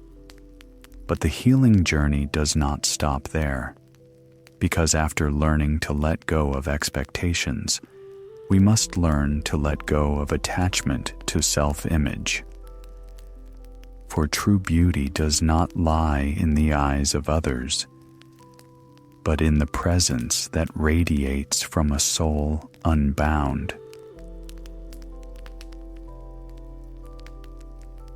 Have you ever stopped and asked yourself, why is it that the more I try to be beautiful, the more I chase a perfect image, the more anxious, insecure, and easily hurt my heart becomes? And why are there people who don't say much, don't show off, don't chase anyone's approval, yet the moment they appear, the atmosphere around them naturally makes others respect, trust, and feel their inner beauty? Strangely, most people today spend more time polishing their outward appearance than cultivating their inner presence. They believe, if I become perfect, others will love and accept me. But the truth of the Dharma has never taught that. The outside is only a temporary garment, while presence comes from moral foundation, the state of mind, self-understanding, and the ability to remain at peace in any situation. A beautiful face may catch someone's attention for a few seconds. A beautiful presence may stay in someone's memory for a lifetime. To see this more clearly, let us listen to the next ancient Zen story, once passed down in a monastery nestled along the edge of a red maple forest. Long ago, in a small village deep in misty mountains, there was a young woman named Kajiro. Since childhood, Kajiro had never been considered especially beautiful, but she was not ugly either. What tormented her was not her features, but the comparisons, judgments, and critical glances of those around her. Every time she heard someone being praised for their looks, a deep longing rose inside her. If only I were prettier, more perfect, then I would be loved, seen, and regarded with respect. One day, Kajiro heard about a mysterious craftsman living in the forest at the far edge of the village. People said he had the ability to create glass identity masks that could make anyone appear so beautiful that others would be stunned at the sight. Unable to resist, Kajiro went to him and begged him to make one for her. The craftsman looked at her for a long time and then said, "You will have to pay with your inner freedom. This mask will cause people to love your beauty, but the longer you wear it, the more you will lose your true face. And, in the end, yourself." Even after hearing the warning, Kajiro still nodded. Her desire to be loved was stronger than her fear of losing herself. When Kajiro appeared with her new face, the entire village was astonished. People admired her, men pursued her, women envied her. Everyone wanted to talk to her and be close to her. For the first time, Kajiro felt as if she were living inside the dream she'd secretly cherished for so long. She became the center of attention, invitations, and adoring gazes. But as time passed, the truth began to reveal itself.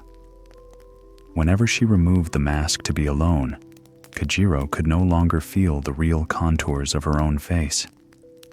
When she looked down into the clear water of the village well, her reflection grew blurred, distorted, and unfamiliar. Little by little, she no longer knew which was her real self and which was only the outer shell society was praising. Fear began to grow inside her. Fear of being discovered, fear of being laughed at, fear of losing admiring eyes, fear of no longer being valued. Kajiro became completely dependent on the mask, to the point that she felt unable to live without it. In her despair, she went to a Zen master who lived in seclusion in a bamboo forest. Sitting in front of him, she burst into tears. "I have all this admiration, but I have lost myself. I no longer remember who I really am." The Zen master neither comforted nor judged her. He simply poured water into a clear cup and stirred it vigorously.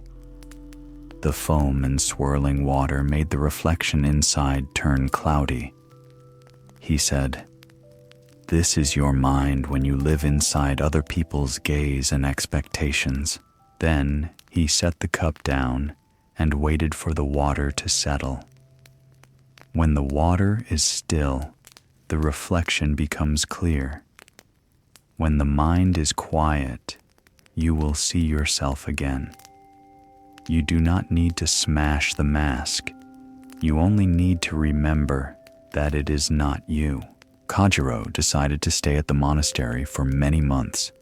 She learned to be silent, to breathe deeply, to look into her own mind, to live simply, and to observe every small movement in daily life. One day, when her mind had become as light as mist, she removed the mask by herself, not out of rebellion, but out of awakening.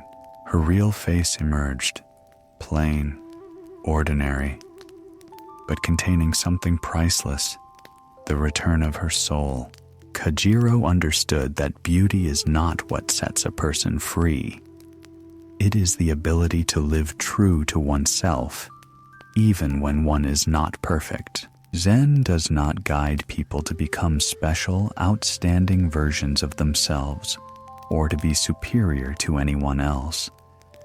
Zen gently leads each person back to their most natural state, where the mind is no longer controlled by external eyes, where value is not determined by praise or applause, but by a deep resting within one's own being.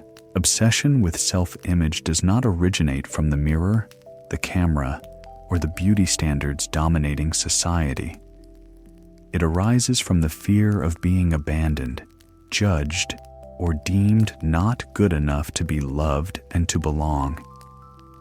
As long as the question, "What do others think of me?" still haunts the mind, the heart will remain unstable, like a lake constantly stirred up by the winds of the outside world. In the Buddha's teachings, all forms are impermanent. Whether beautiful or not, they will change. All comparisons are illusions, because each person is a unique journey. All true value lies in the mind, and no one can take it away unless we abandon it ourselves. Modern psychologists also point out that the more people treat their social identity as the core of who they are, the more they lose the ability to experience genuine happiness, because joy becomes tied to external approval instead of inner gratitude and inner peace. Beauty, if it exists only to be recognized, is a borrowed asset. It lasts only as long as the compliments do. True beauty is the harmony between a kind heart, self-understanding, and the ability to bring a sense of peace to others when we are present. That is called presence, something that cannot be bought, attached, or learned overnight, but can only be cultivated through awareness and a sincere heart. In life, if you want a beauty that is truly real, one that does not fade with time or with other people's opinions, begin with 3 important gates. First, cleanse the mind. Because when emotions are washed free of envy, anxiety, and inferiority, the expression of the face naturally brightens like a smokeless flame. Next, accept yourself. Do not race, do not compare, do not try to become a copy of anyone else. And finally, cultivate character with kindness, sincerity, compassion, and the ability to listen deeply from the heart. Presence does not need makeup or a flawless shell. Presence is born when the mind no longer trembles under the gaze of the world. When the inside is bright enough, the outside naturally becomes beautiful in a way that cannot be compared, cannot be faked, and cannot be lost. When the mind no longer chases its own image, the healing path becomes lighter. But to go further, we must learn to let go of the habit of self-punishment, because being gentle with ourselves is the foundation for healing at the deepest level.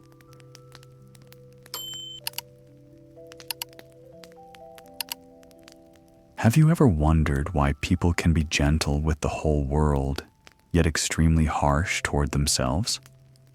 Why, when others make mistakes, we can give them another chance, forgive them, or try to understand. But when we fall, we immediately use sharp, punishing words against our own hearts.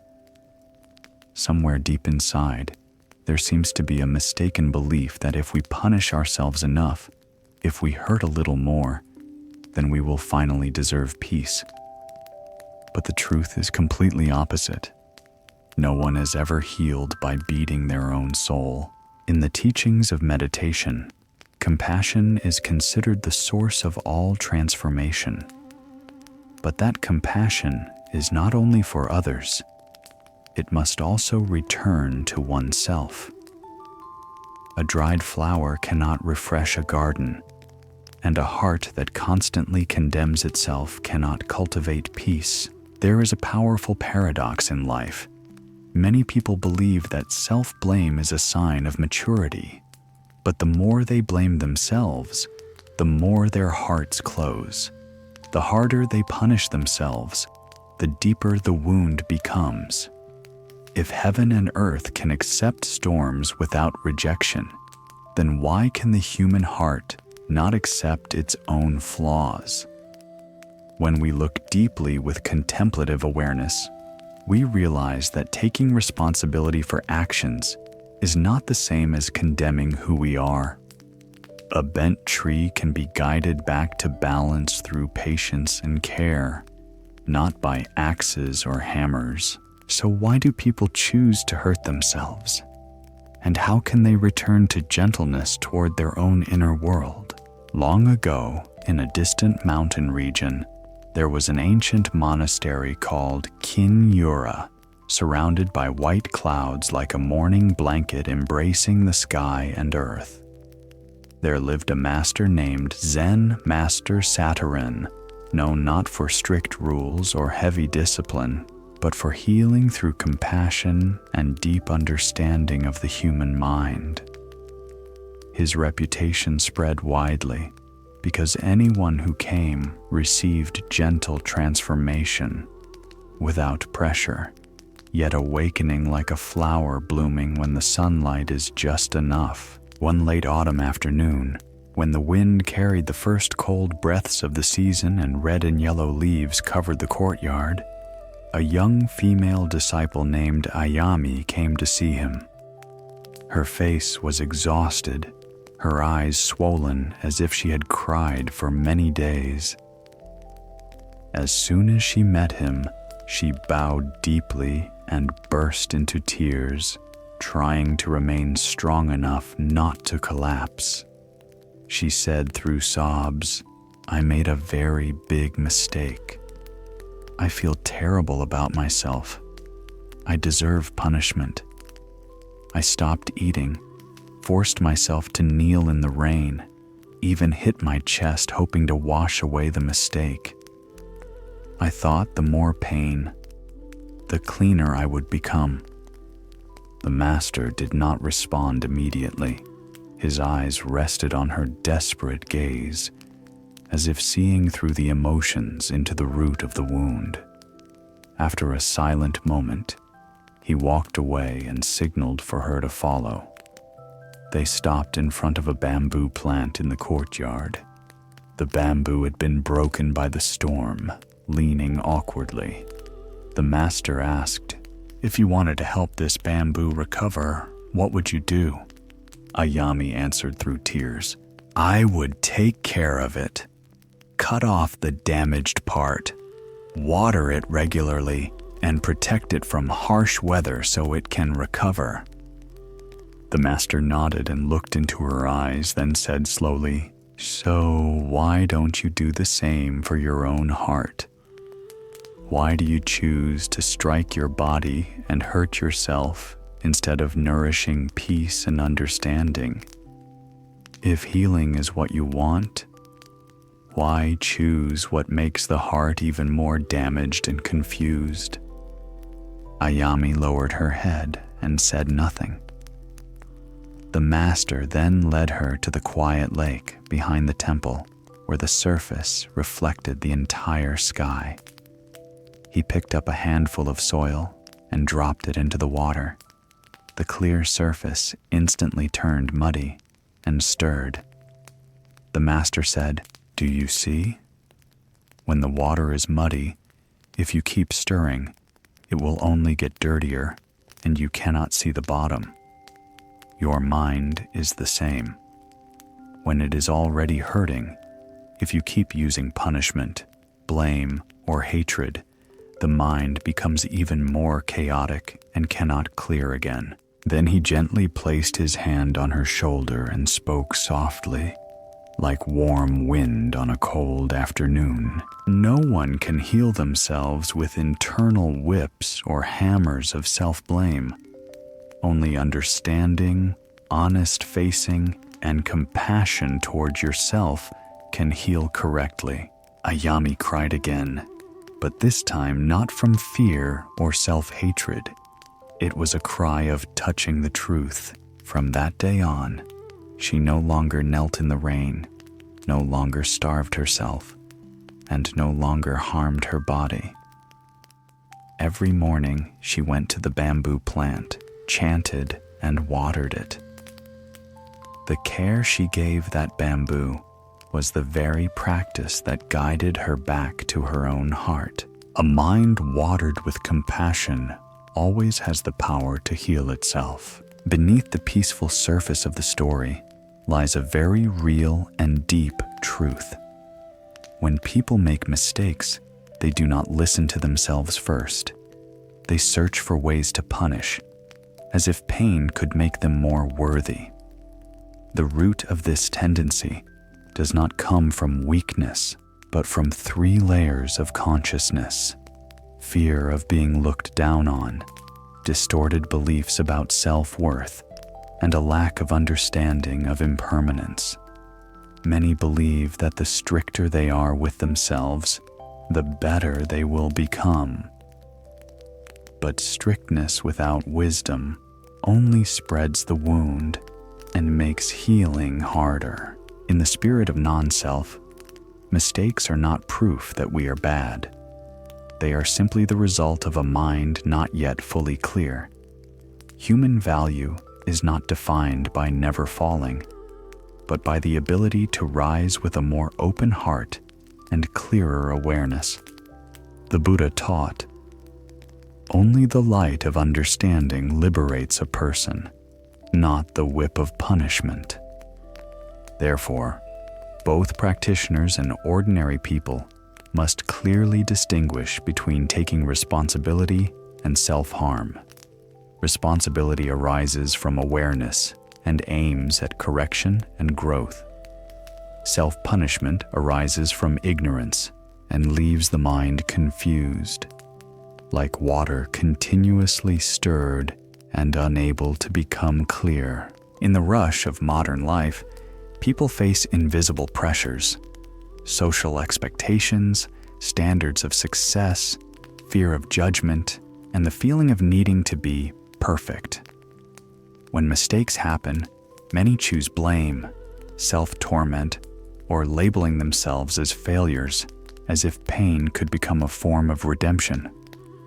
But what most don't realize is that every act of self-punishment activates the sympathetic nervous system, causing the body to release cortisol, the hormone of stress and alertness.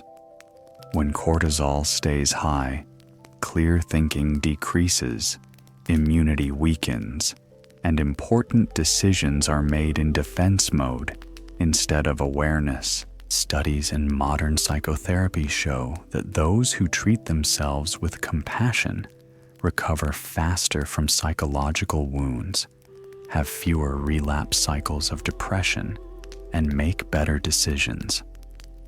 This does not contradict spiritual practice. It aligns completely with the meditation method of compassion contemplation. When people direct compassion toward themselves, not to excuse, but to heal, the mind gradually softens, emotions become gentler, and the heart opens to what is truly happening. Healing is never achieved through internal violence. Healing is learning to place a warm hand on the wound, not a knife to check whether it has closed. If you are struggling with inner pain, try this practice each night. Before sleeping, let go of self-blame. Return to your breath. Place your hand over your chest and whisper, "It's okay. I understand. I will do better, but I will not hurt myself anymore." Inhale as if bringing wind into your lungs, and exhale as if releasing the invisible whip. When the mind softens, sleep becomes deeper. When sleep deepens, peace returns. Self-compassion is the first foundation of healing. But the next step is just as important: letting go of the belief that humans must always be strong. Sometimes, vulnerability is the doorway to authenticity. And only when we dare to acknowledge our wounds do we truly begin to rise again. In life, there is a belief that has deeply taken root in many people's hearts. You must be strong. You must be resilient. You must stand firm without collapsing. And you must remain calm even when your inner world is silently bleeding. But the question we must reflect on is, does true strength come from hiding weakness, or from the ability to touch our own wounds and learn how to transform them? Some people try to hold back their tears, swallow everything left unsaid, and prevent their hearts from trembling in pain just to appear strong in front of others. Yet, like a bamboo branch forced to withstand a raging storm, the more it stiffens, the easier it breaks. A rock standing still in heavy rain is not a symbol of wisdom.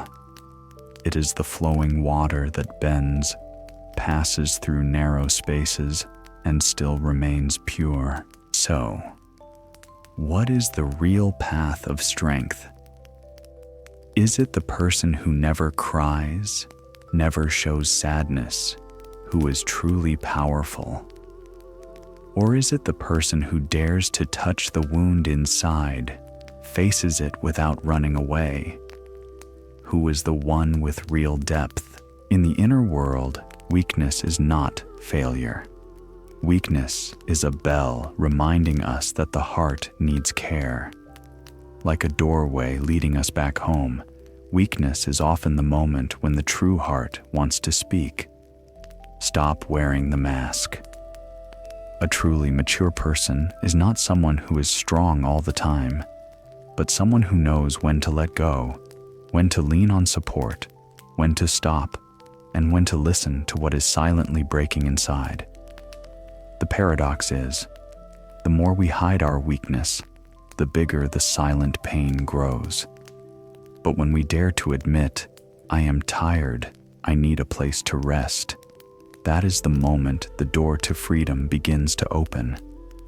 Weakness is not a sign of defeat, but the starting point of authenticity, healing, and a life no longer built on force and strain. Under the cold wind of a late autumn afternoon, on the mist-covered peak of Mount Kashima, there was an ancient Zen monastery called Shirakumo Zen Sanctuary. Every morning, the fog spread like a white silk cloth, and the sound of pine trees singing in the wind echoed like the resonance of a meditation bell in complete silence.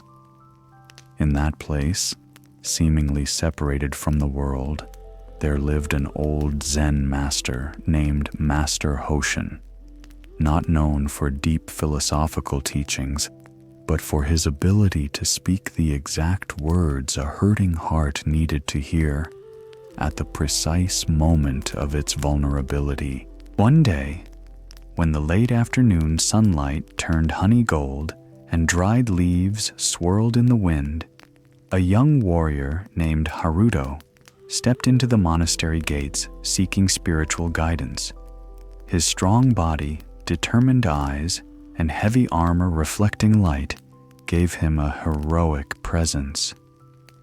But the moment he knelt in front of the Zen master, that firm outer shell began to crumble. Haruto's lips trembled, his hands tightened, and his eyes turned red before he burst into tears. In choking words, he confessed that he had spent many years training harshly, becoming the strongest in the army. Everyone admired him. Everyone saw him as the symbol of courage. But only Haruto knew that every night, when the mask of bravery was removed, Silent storms tore his soul apart. He did not dare share this with anyone, because his deepest fear was not failure, but losing the perfect image the world had built for him. Master Hoshin did not advise, judge, or explain. He simply stood up and signaled Haruto to follow him to a stream behind the monastery, where water flowed slowly and clear enough to see small stones resting at the bottom. Nearby were two large rocks, one resting quietly by the moss-covered bank, and the other in the middle of the stream, rugged and cracked due to constant water impact. The Zen master asked, "In your eyes, which stone is stronger?" Without thinking, Haruto quickly replied, "The one in the stream, because it faces the constant current and still does not fall." The Zen master gently smiled and shook his head. "No, the stone by the bank is stronger, because real strength sometimes lies not in rushing into storms, but in knowing when to avoid them in order to survive." Then he picked up a ceramic cup and placed it into Haruto's hands, instructing him to hold it tightly and firmly. Haruto obeyed and used all his strength, but within a brief moment, the cup cracked.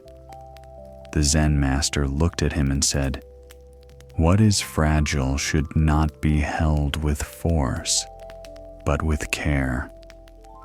Your heart is the same." Those words struck the deepest part of Haruto's heart. His tears fell, but no longer tasted like shame. They tasted like truth finally being touched. He realized that his greatest fear was not failure, but the belief that he was never allowed to be weak. And because he never dared to face that truth, his heart became like the cup, shattered by its own pressure. From that day on, Haruto did not return to the monastery to learn how to become stronger, but to learn how to become more truthful, to learn how to acknowledge emotions without shame, how to relax without feeling inferior, and how to protect his heart like someone cherishes a precious ceramic cup. And that was when true strength began, from the softest place within. Haruto's story is not only the journey of a young warrior, but also a mirror reflecting the inner world of many people in today's society. When the world glorifies resilience, it becomes easy to confuse true strength with outward rigidity. Buddhist teachings once said, "All things are impermanent. Even the mind needs moments of softness and rest." This means that strength is not the ability to remain unmoved, but the ability to return to inner peace after the storm of emotions and thoughts. In modern psychology, emotional suppression is considered a subtle form of self-punishment, where people pretend to be fine while silently carrying layers of hidden pressure.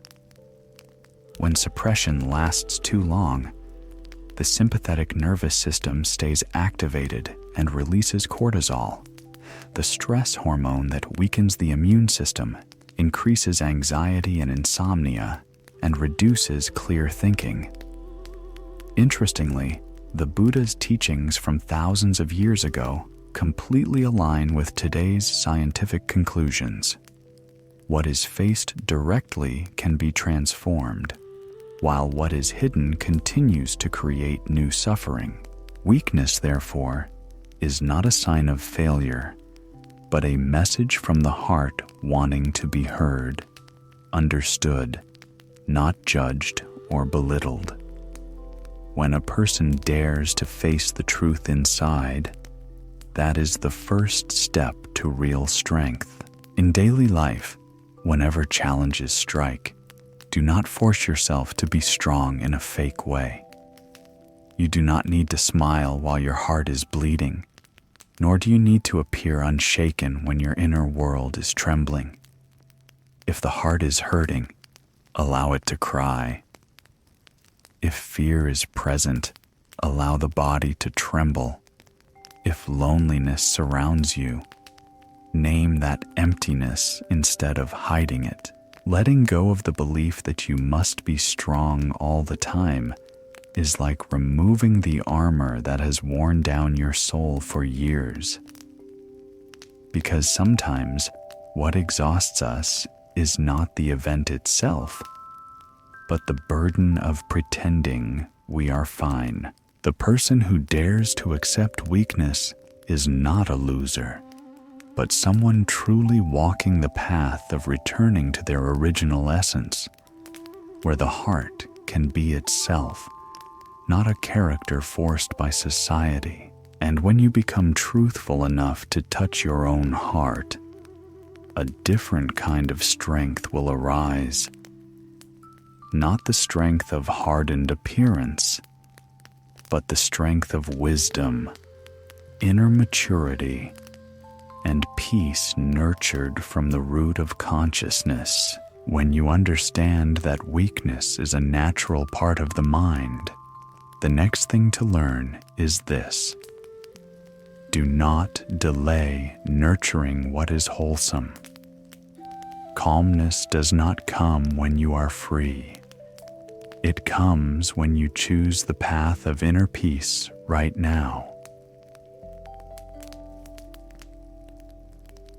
In life, many people believe that the mind will become peaceful only when work is finished, wounds are healed, exhaustion is released, and everything outside becomes stable and perfect.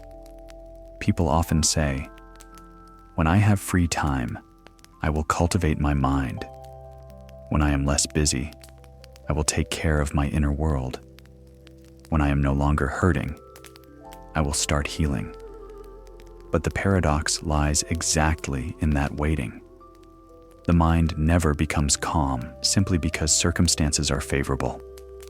It becomes calm when a person consciously chooses to live deeper, slower, and more mindfully. A garden cannot grow lush just through intention. It only blooms when someone is willing to pick up the tools, water it drop by drop, even on days when rain is coming or the sunlight remains harsh. It is the same with the mind. If we keep postponing, waiting for a perfect day, an ideal mental state, or a flawless emotional condition before beginning, then healing will forever remain an idea, never an actual experience. Inner peace is not a gift that time delivers, but a conscious choice made by each individual. Sometimes, what we lack is not time, but determination. And it is procrastination itself that dries up the mind, like a thirsty person who keeps delaying and refuses to drink. In a remote mountain region, where white clouds rest quietly on evergreen bamboo tops all year round, there was an ancient Zen monastery called Sora, a place so silent that one could almost hear time passing. In that meditative space lived an old Zen master named Master Avalon, known not for long teachings, but for simple words that pierced deeply into the roots of the human mind. People often said that just hearing a few of his sentences felt like being illuminated from within. One day, a young man named Aiken came to seek spiritual guidance.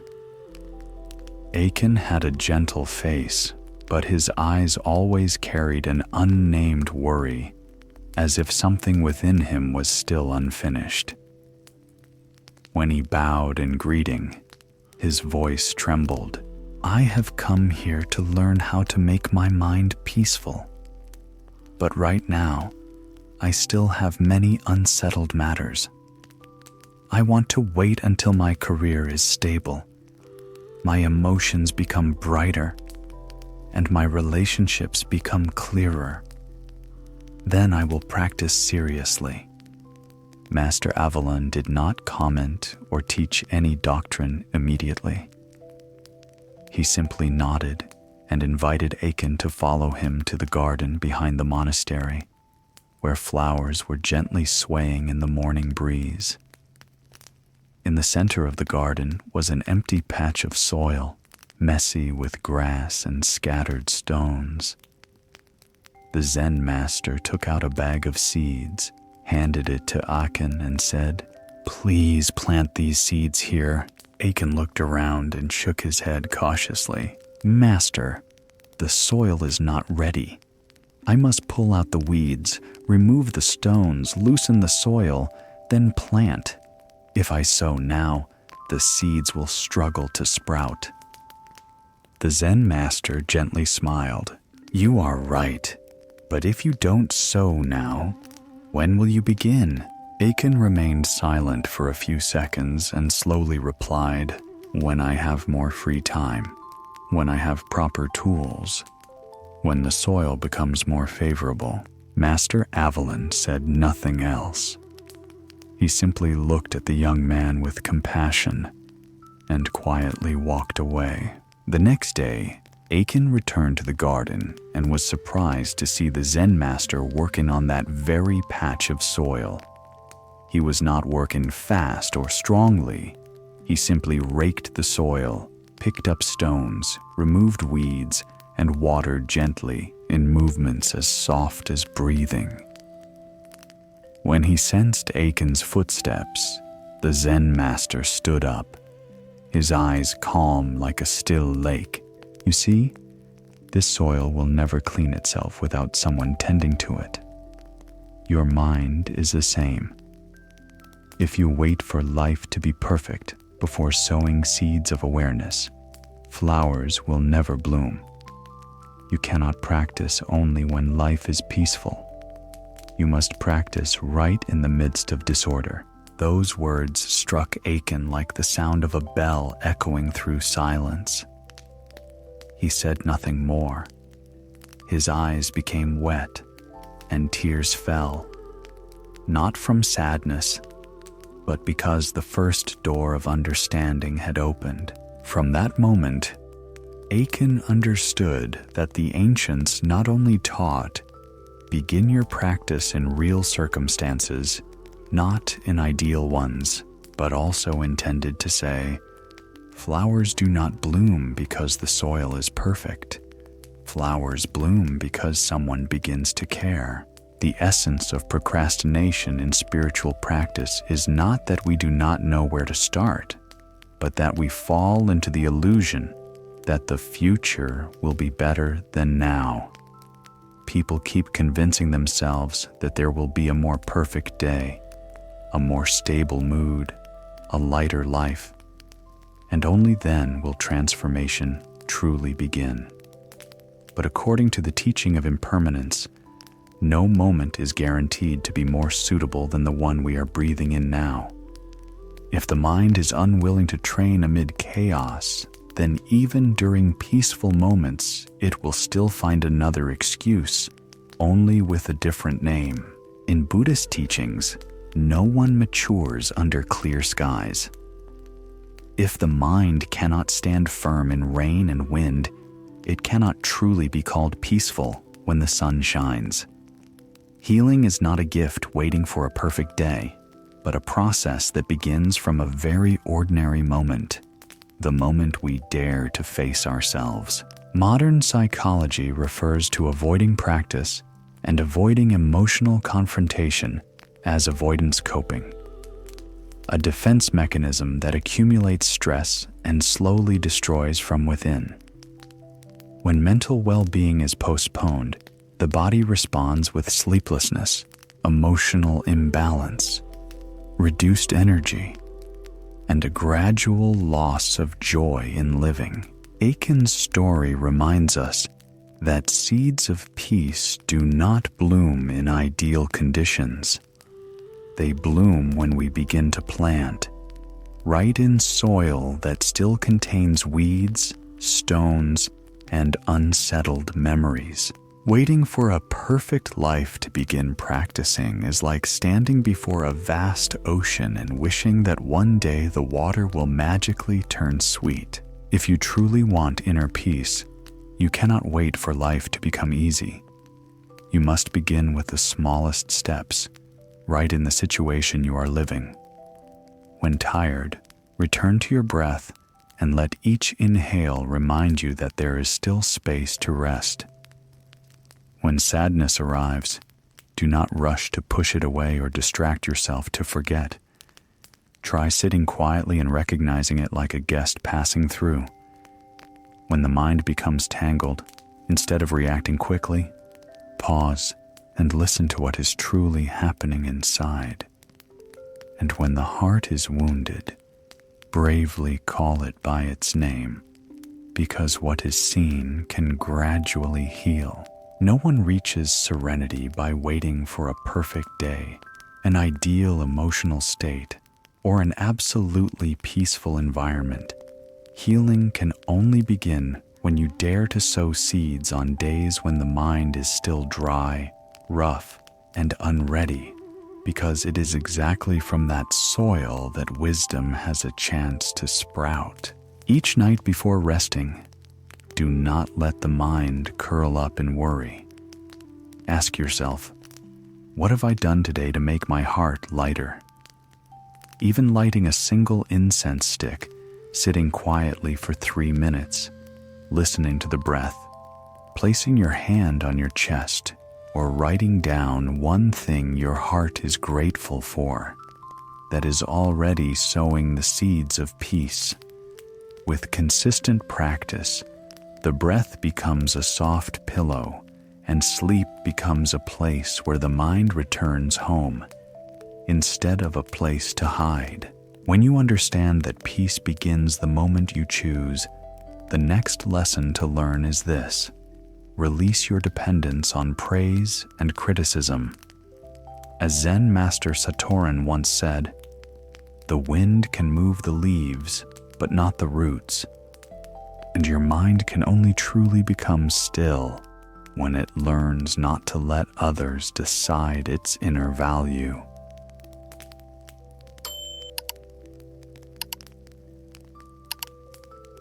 On the journey to find inner peace, people often assume that what hurts the mind are external events.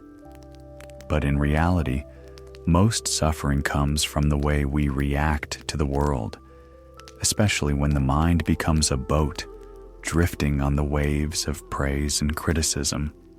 Just a bit of praise and the heart lifts, like water rising under a gentle wind. Yet a single remark of criticism can make all that positive energy collapse in seconds. That is the state of hanging your heart on other people's tongues, having no master, no roots, no true place to rest. There is a very ironic truth. The more sensitive someone is to praise and criticism, the more they usually crave recognition. But the more they crave recognition, the more their mind gets hurt. If you live like a leaf, swaying at the slightest breeze, then your whole life will be a battle against endless storms. But if you live like a root, even when storms shake the world above, you still keep the soil within you warm, steady, and calm. In Zen, no one is told to become numb or emotionless, but we are invited to see this. The value of a human life does not come from praise, and the nature of the mind does not belong to blame or criticism. Those are just sounds, and sound has never defined the soul of a human being. Long ago, at an ancient monastery called Mitsu Hikari, hidden deep in snowy mountains, there lived an old Zen master named Zen Rijin. People did not remember him for lofty philosophies or endless sermons, but for a strangely deep stillness in his presence. Just looking into his eyes, still and deep like a winter lake, untouched by the ripples of worldly praise and blame. People could feel a kind of peace that words cannot describe. In that monastery lived a young novice named Ase. He was gentle and diligent, but extremely vulnerable to what others said about him. When someone praised him as intelligent or good in practice, Ase could be happy for many days, walking lightly as if on clouds. But a single small criticism, that he lacked focus or was not as good as his fellow monks, would make his heart tighten, his face darken, food lose its taste, and sleep become restless. His mind was like a fragile leaf. Just one small gust could send it spinning. One day, no longer able to bear it, Ase went to Zen Regine and earnestly asked, "Master, how can I stop being hurt by criticism and stop living off the praise of others?" The Zen master did not answer with theory, nor did he speak about the doctrines of impermanence or no self. He simply asked Ase to follow him to the back of the mountain, where an ancient pine stood tall between heaven and earth. Under its weathered branches, the master said, "Stand before this pine and praise it with the most beautiful words you can." Though surprised, Ase obeyed. He stood straight, looked up at the tree, and said, "You are tall, majestic, beautiful, and worthy of reverence. Anyone who sees you will be in awe and admiration." But the pine remained completely still, as if neither wind nor human words could reach it. A moment later, the master said, "Now use the harshest words you can think of and insult it." Ase took a deep breath and said, "You are old, dried out, and worthless. No one cares about you or wants to come near you anymore." And once again, the pine stayed silent, its shape unchanged, its color unmoved.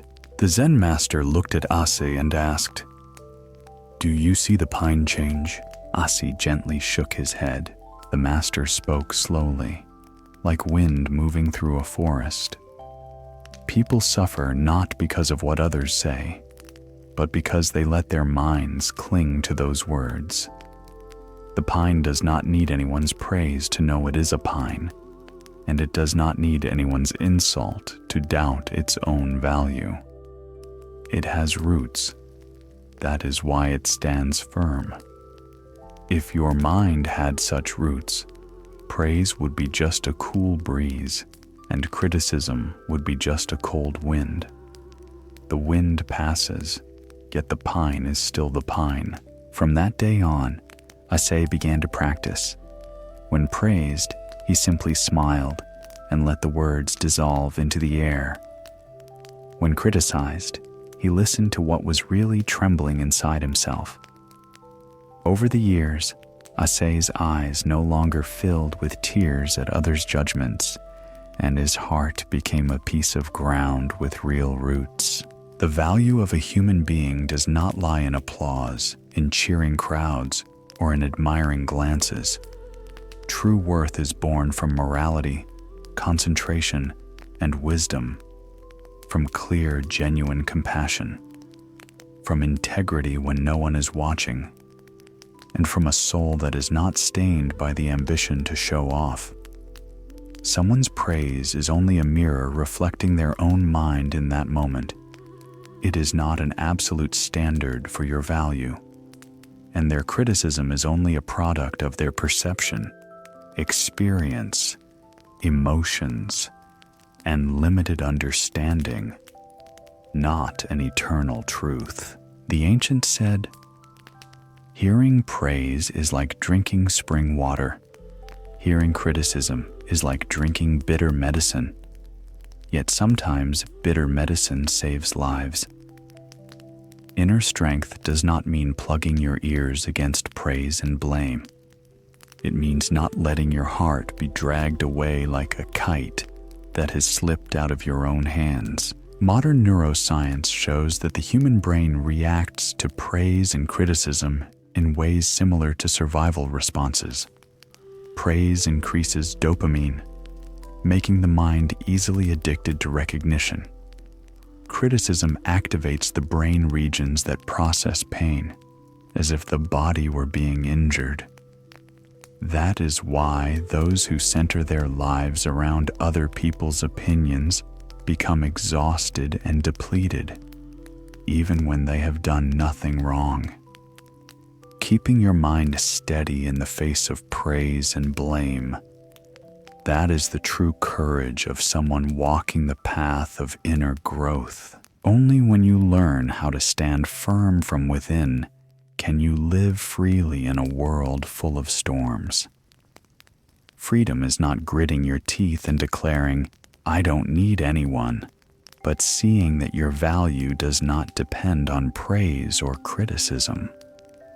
Living only to be liked will make you lose your true soul. Living only to stay silent in front of what is wrong will make you lose your own voice. The mind does not need to become cold, it only needs roots. When someone praises you, smile, acknowledge it, and let the feeling settle, like water smoothing out after a ripple.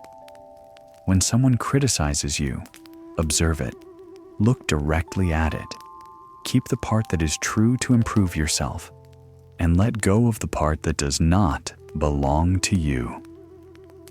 No need to fight back, and no need to shrink away. The person who can guide their own emotions without depending on outside reactions has already walked half the path of inner freedom. And once you know how to stand firm in the face of praise and blame, you will understand why you must let go of the question, why is life not fair? Because the world runs on cause and effect, not on our feelings, and fairness is always deeper than what the eyes can see. There are nights when all the noise fades and only the voice of the heart rises, and many people suddenly feel a heavy weight inside their chest because of one question that seems simple, yet torments them for a lifetime. Why isn't life fair to me? This question appears when someone gives their sincerity and receives betrayal in return.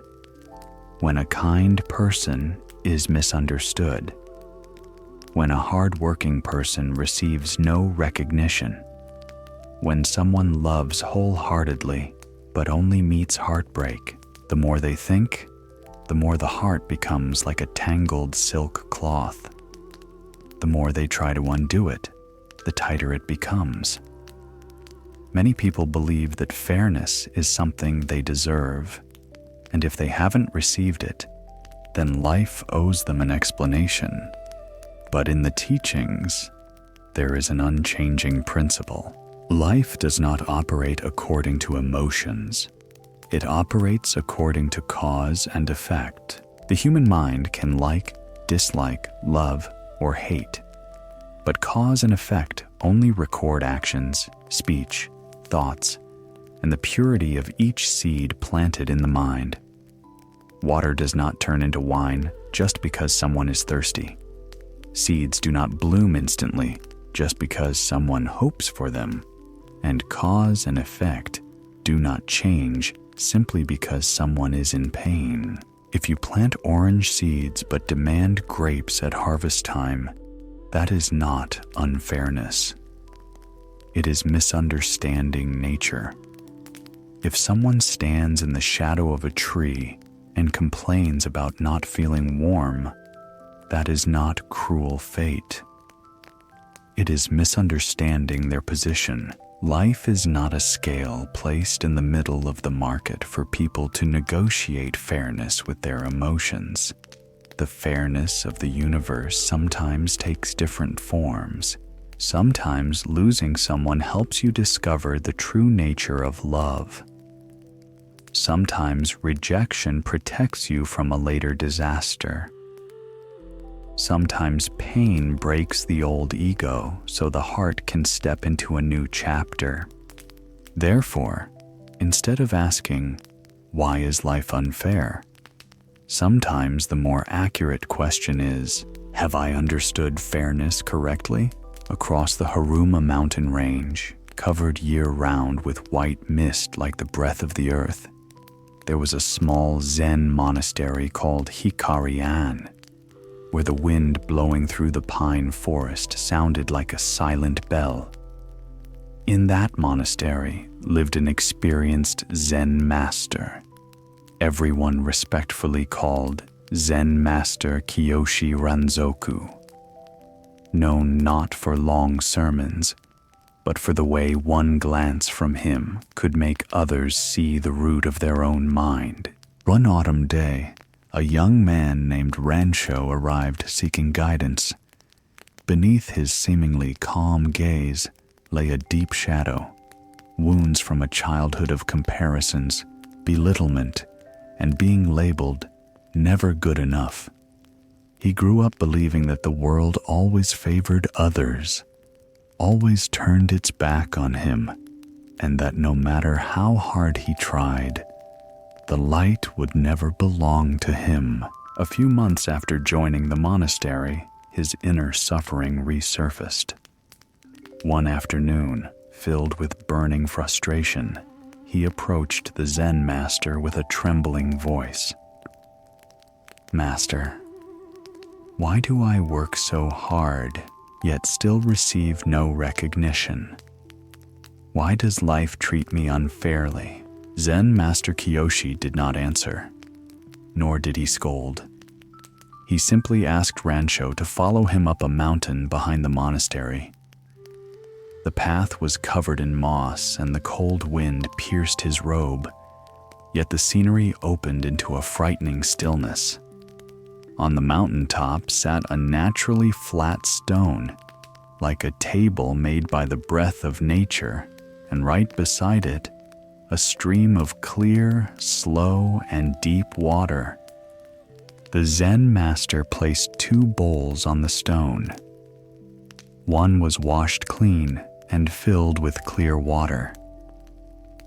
The other was muddy, yet also filled with water from the same stream. He asked, "Where do you think the water in these 2 bowls came from?"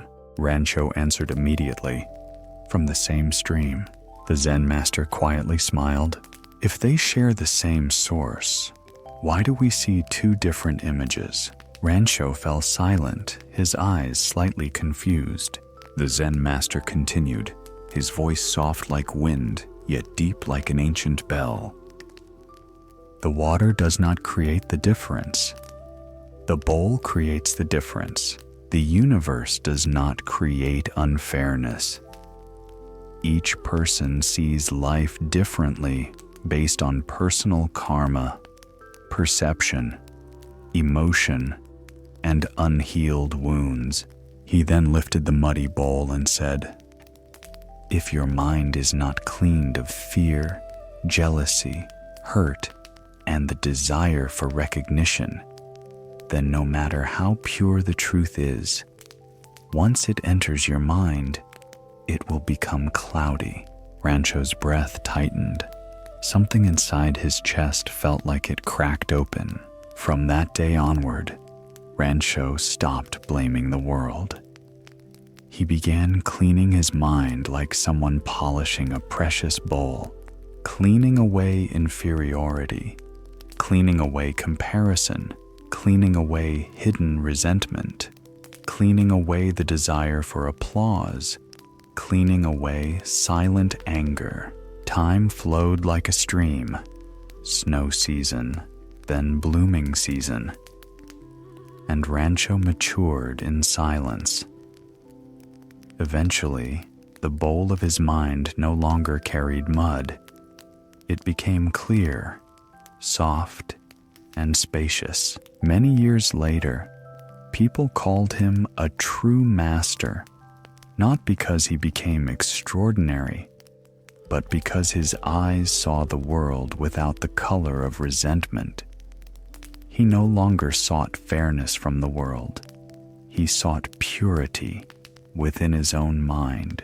In the Buddha's teachings, the truths about cause and effect and the feeling of unfairness are not meant to comfort, but to help people see reality beyond the limits of emotion.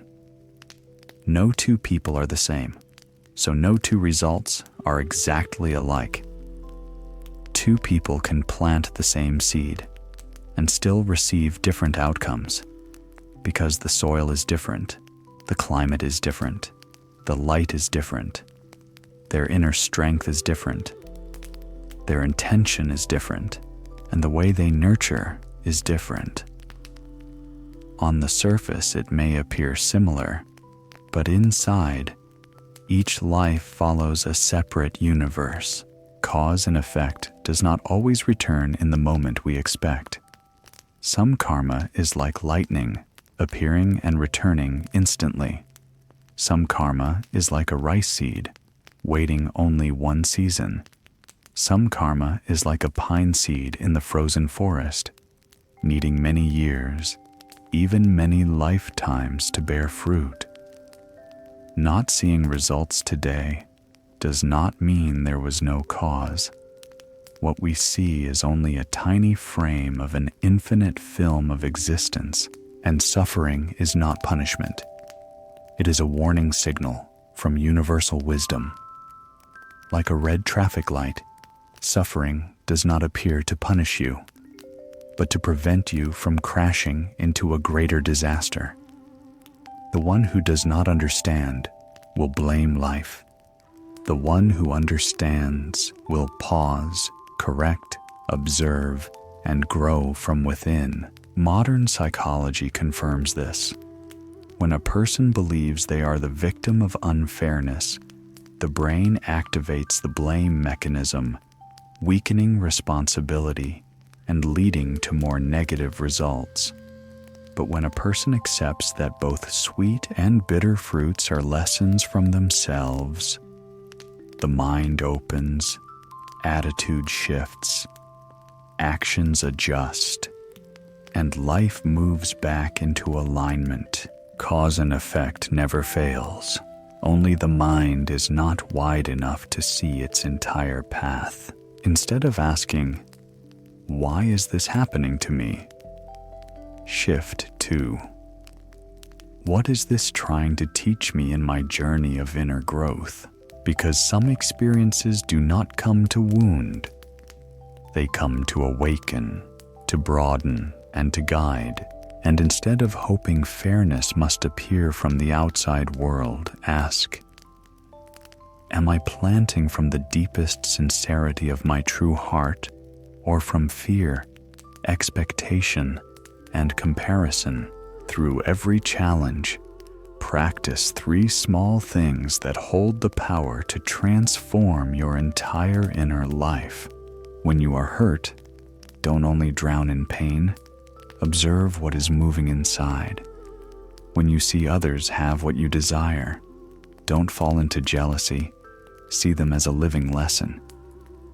When you feel life is unfair, don't rush to cry or blame. Reflect on karma, adjust your attitude, and choose a wiser direction for planting seeds. And the most important truth, fairness is not something to demand. It is a quality you must become. When the mind becomes clear, steady, and radiant, every result will naturally return to the right person. When you understand that life is not unfair, only karma is not yet ripe, the mind will stop blaming and begin the inner journey. Let go of the habit of depending on praise or criticism, because only when the mind escapes noise can you finally hear yourself. Under the gentle nightlight, when the mind becomes still enough to hear its own voice, we may all realize that letting go is not failure. It is the wisdom of someone who has the courage to look deeply into the nature of life. Everything, emotions, people, honor, affection, success, and even suffering is only a temporary guest in our journey. No one can hold anything forever, because even we will leave one day. The Buddha taught, holding on does not bring peace. Only letting go opens the path to freedom. When someone releases what should be released, they lose nothing. They are simply returning lightness that had been taken away for too long. True happiness does not come from possession, but from the ability to smile at what we cannot control. I hope that after listening to tonight's story, your heart has become a little softer, your breath a little deeper, and your inner space wide enough to stop repeating the same inner battles whenever something leaves your life. Remember, peace does not come when life changes. It comes when we change the way we see life. Thank you for being here, for listening, and for walking together through every moment of this healing journey. If you found this helpful, please subscribe to Buddhism Seeds. Click like, share, and leave a comment below to help spread peaceful energy to more people. Wishing you a deep, gentle, and peaceful sleep, like a still lake under the moonlight.